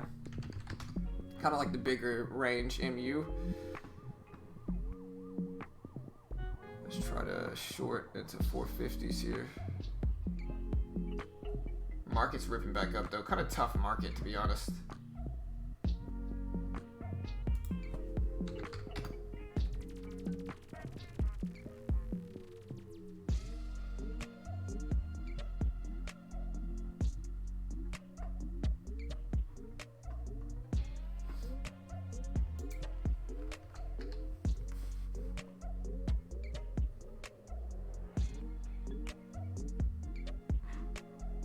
Market's just choppy though the last 10-15 minutes, or the last hour really. The market's been sideways. It's been much harder to trade.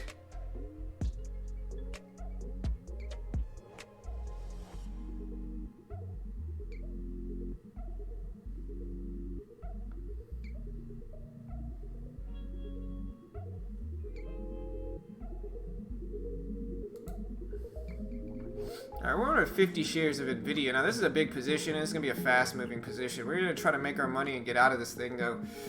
Drop under 450 is ideally what we're looking for here, but it's a big range. We're going to be careful.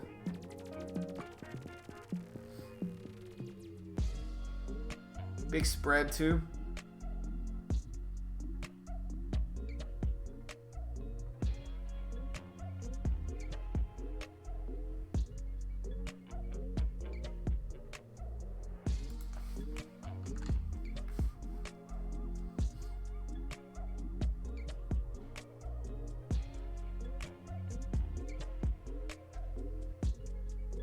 I like the drop. Took half off there, holding 25 shares left. This is the type of stock I need to trade though. It's a much faster mover. And so I can really add and scale in and out quickly for this and try to get some much larger scale breakdowns is what I should probably be looking for here.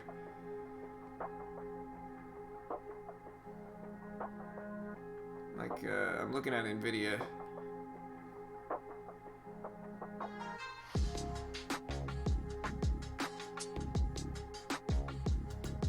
Add a little bit more, man, with 50 shares again. Short 50 shares, that is.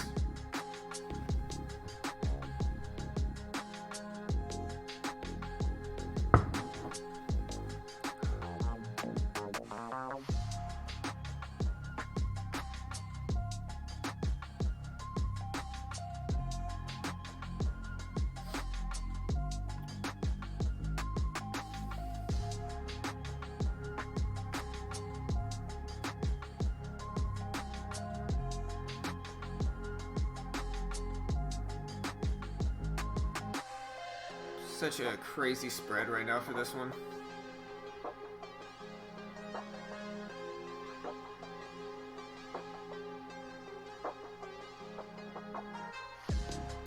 Yeah, I gotta get out there. Oh.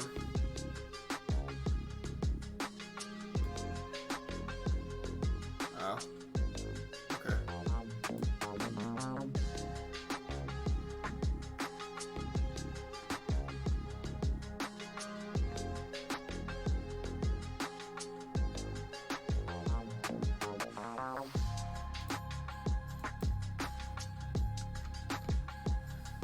try to short some more.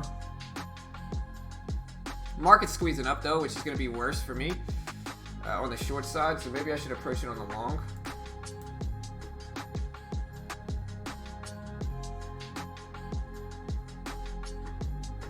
Yeah, I got you.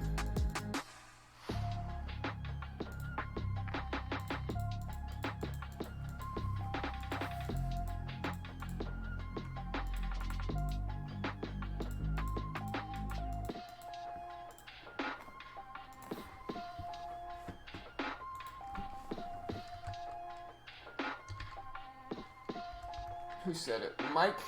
Yeah, here you go, Mike.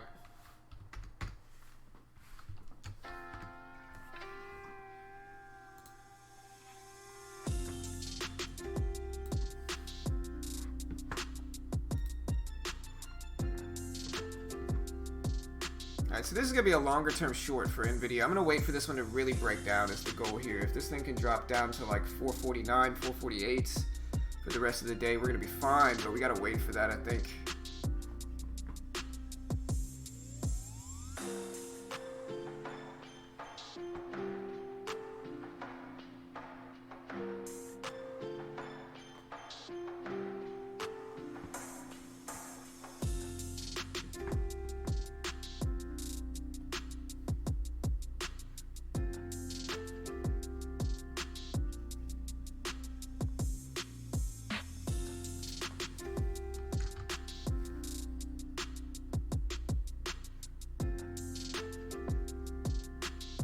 I think it's just a little bit late for my trading too. Like at this point it is almost noon. Maybe I'll come back in power hour. We'll see how power hour does.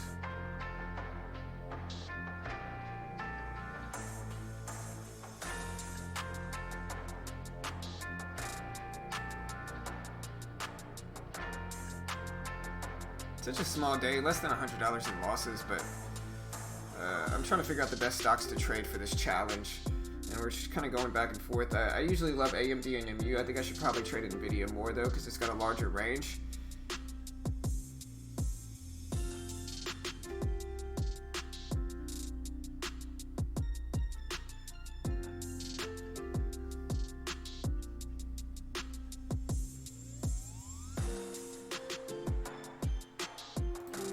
I just took half of that position off. Holding 25 shares left. I'll add some back when it bounces to 450. And like if the market starts to completely crack here, I'll add some more too.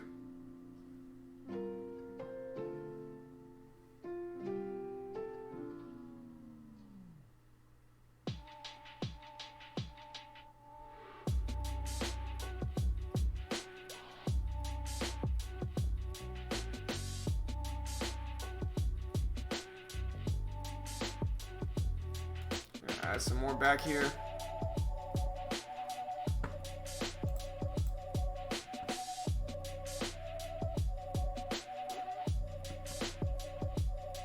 Yeah, Facebook's too expensive for me.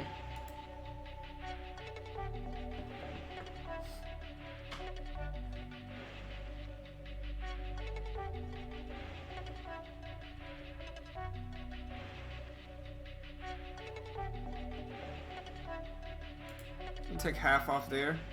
I gotta stop using market orders on this platform too. That's something that's catching me, is market orders.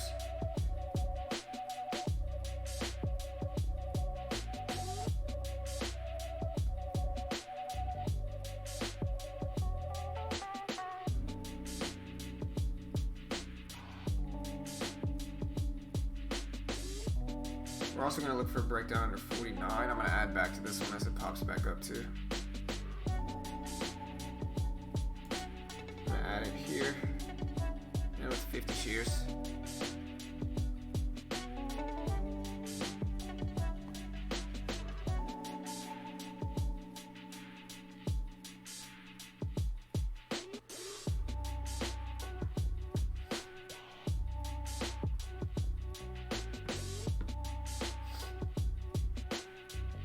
Market's breaking down nicely. I'm gonna try to hold through this move.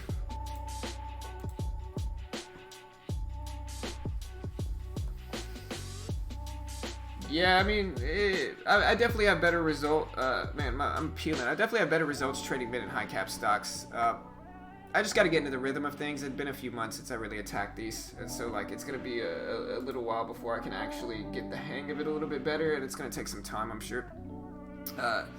Like I said, I've streamed every day for the last year basically, and I've only missed a day, or a day or two, which was last week.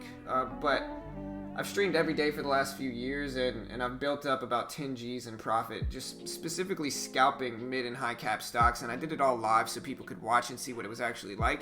And so it might take me a few days to get back into the rhythm of things, but like that's understandable, I think. And you know, we're just gonna keep plugging along here. I'm gonna take half off there. I gotta stop using market orders. These market orders are terrible fills.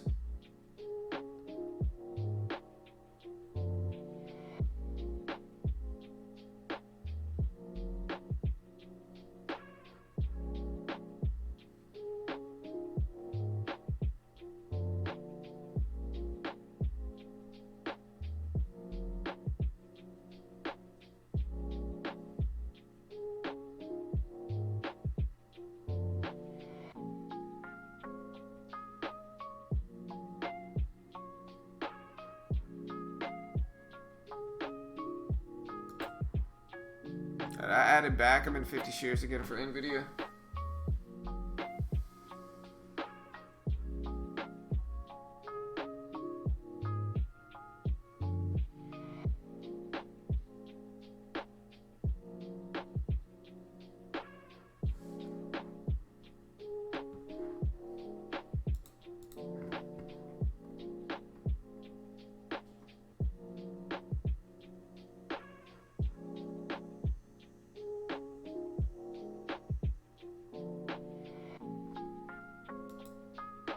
We're gonna look at like Roku and see what we get there for it. I just gotta figure out the sizing to take. I gotta be careful here. This is squeezing up big.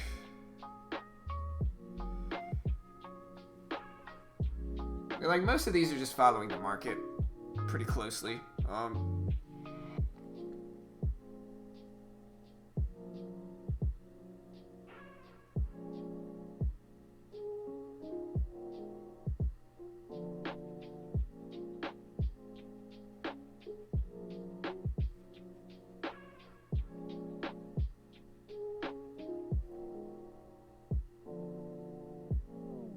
The market's dropping. We're getting a little bit of a dip here with it. So like most of these are just following the market pretty closely.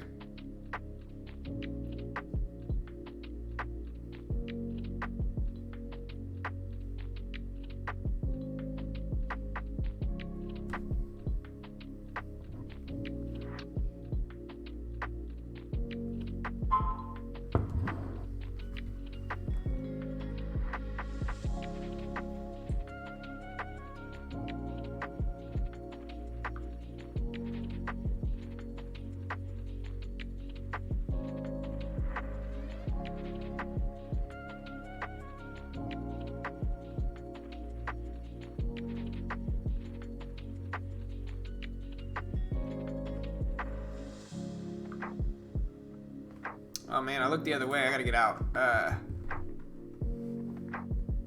Market's just bouncing. I probably should hang it up. I mean, the volume's just slowed down some. Like I might look to get into Disney with a long-term hold here, and then just kind of hang it up. I'll close the stream down. We'll see what else we get. But I'm gonna try to catch the VWAP bounce here for Disney. Just to hold this thing through. Look at, if you're into penny stocks, look at ARLO.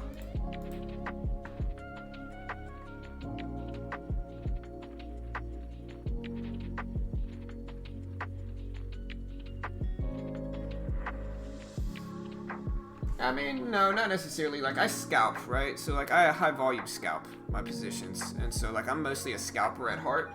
And, like, with that, I can trade every day. And I usually find, like I said, I'll have a few green days here and there. Or a few red days here and there usually, once I get into the rhythm of things. But, like, most of the time, like I said, I streamed every day for, like, a year. In the last year. Mostly scalping mid and high cap stocks. And I would say I was probably running, during this past year, I'm probably at least running at, like, 70%. And an easy way to check, you can go back and watch the streams starting probably April and before, and see the streams. And that's really what I've been doing. And you know, I'm recently new to this challenge, which is an interesting challenge for sure.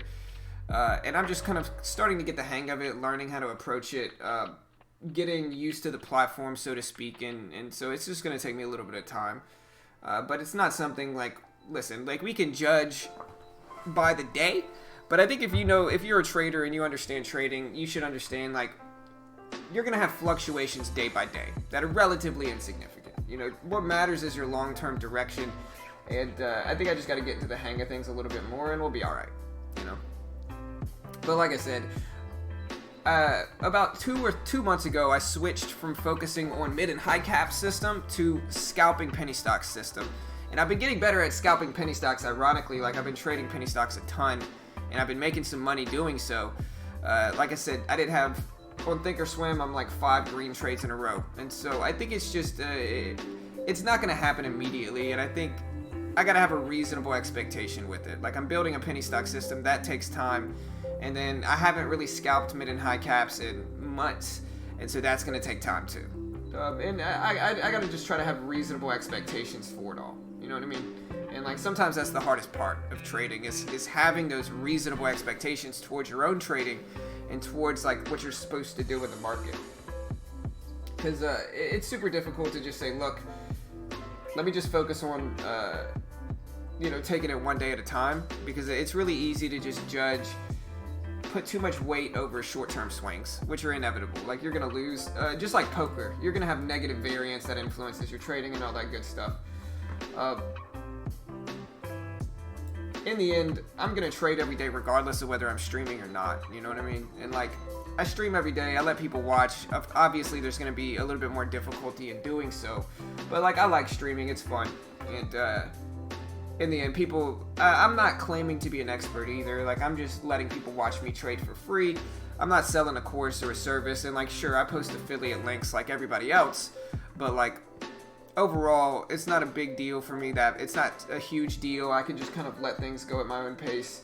Let people watch to see what I do when I'm building my system. And if they like the way I trade, great. If they don't like the way I trade, that's okay too. You know, I think it's part of it. And I think a lot of the time, like what happens is you get new traders in here, and like new traders, they put so much weight on like one day's P&L. Because usually they're coming from like a guru who tells them, or who pretends like every day is just green, green, green, green, green. And like the reality of trading is that it's usually not like that. And so usually like you get naive new traders that come from somebody that only claims to have green days. And so when they see me lose, they're like, oh my gosh, this guy, he's not having a green day every day. Man, you know, he must be a bad trader. And like, maybe I'm doing some things wrong. Like that's okay. But in the end, I just got to get my system back on track, and it's been a few months, to be honest. I'm slacking a little bit with probably some discipline, if I'm being honest with myself. Probably most of this revolves around discipline. I doubt I'm waiting for the best setups. I think I can finally scalp again, so I'm being super active, and sometimes that's just not the right move.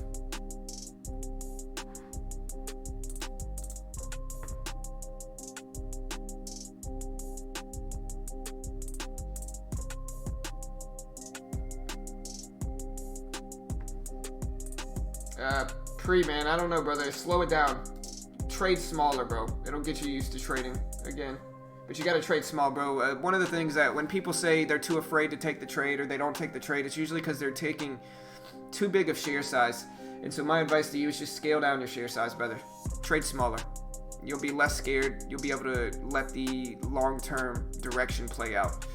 And if you're trading too large, you're gonna get scared. You're gonna get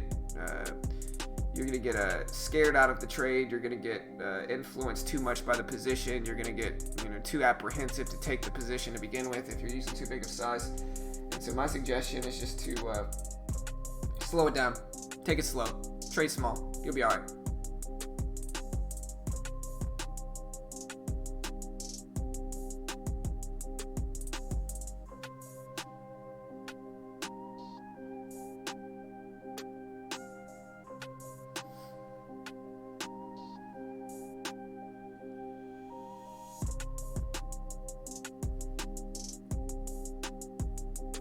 I'm letting Disney play out. I think my risk has got to be like 13s or so. And I think that's a reasonable risk.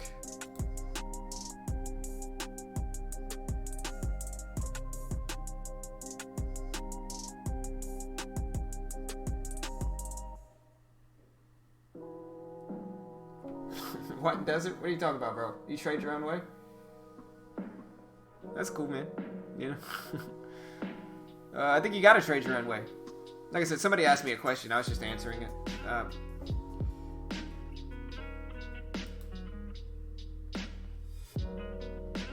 Market's dropping now. We'll see.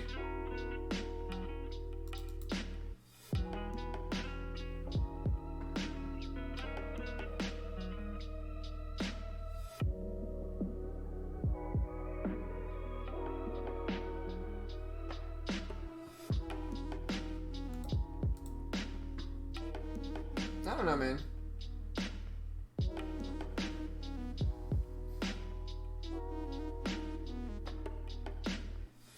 I'm gonna go to close it down though, guys. So, like I said, we'll see what happens with this Disney trade. If you want to watch to see how this trade actually goes, I'll post my Discord link. You can kind of hang out with us in our Discord, talk with us, chat with us about what you like, what you don't like. If I do end up trading anymore, I'll try to post my end days P&L in our Discord here, and you can check it out. Colleen's about 2 hours north to me. But yeah, there's our Discord link. Y'all go check it out. Like I said, guys, you want to help support the channel, you can check out the Toro Challenge, which is what I'm actually in now. If you make $1,500 in profit without losing $1,000 and while following the rest of their rules, you win a free, or you get funded, right? And they refund you your subscription. It's $2.99 a month. You get dope platform, real-time, up-to-date data. And if you actually hit that $1,500, and you can try it multiple times, by the way, they actually refund you your subscription cost. And so take the Toro Challenge with me if you want. And there's the link for that. You can also check out Webull, get 2 free stocks. If you sign up and deposit $100, you get 2 free stocks that you can subsequently sell and buy options contracts. Somebody said they got Starbucks, which was like an $80 stock the other day. And so here's the link.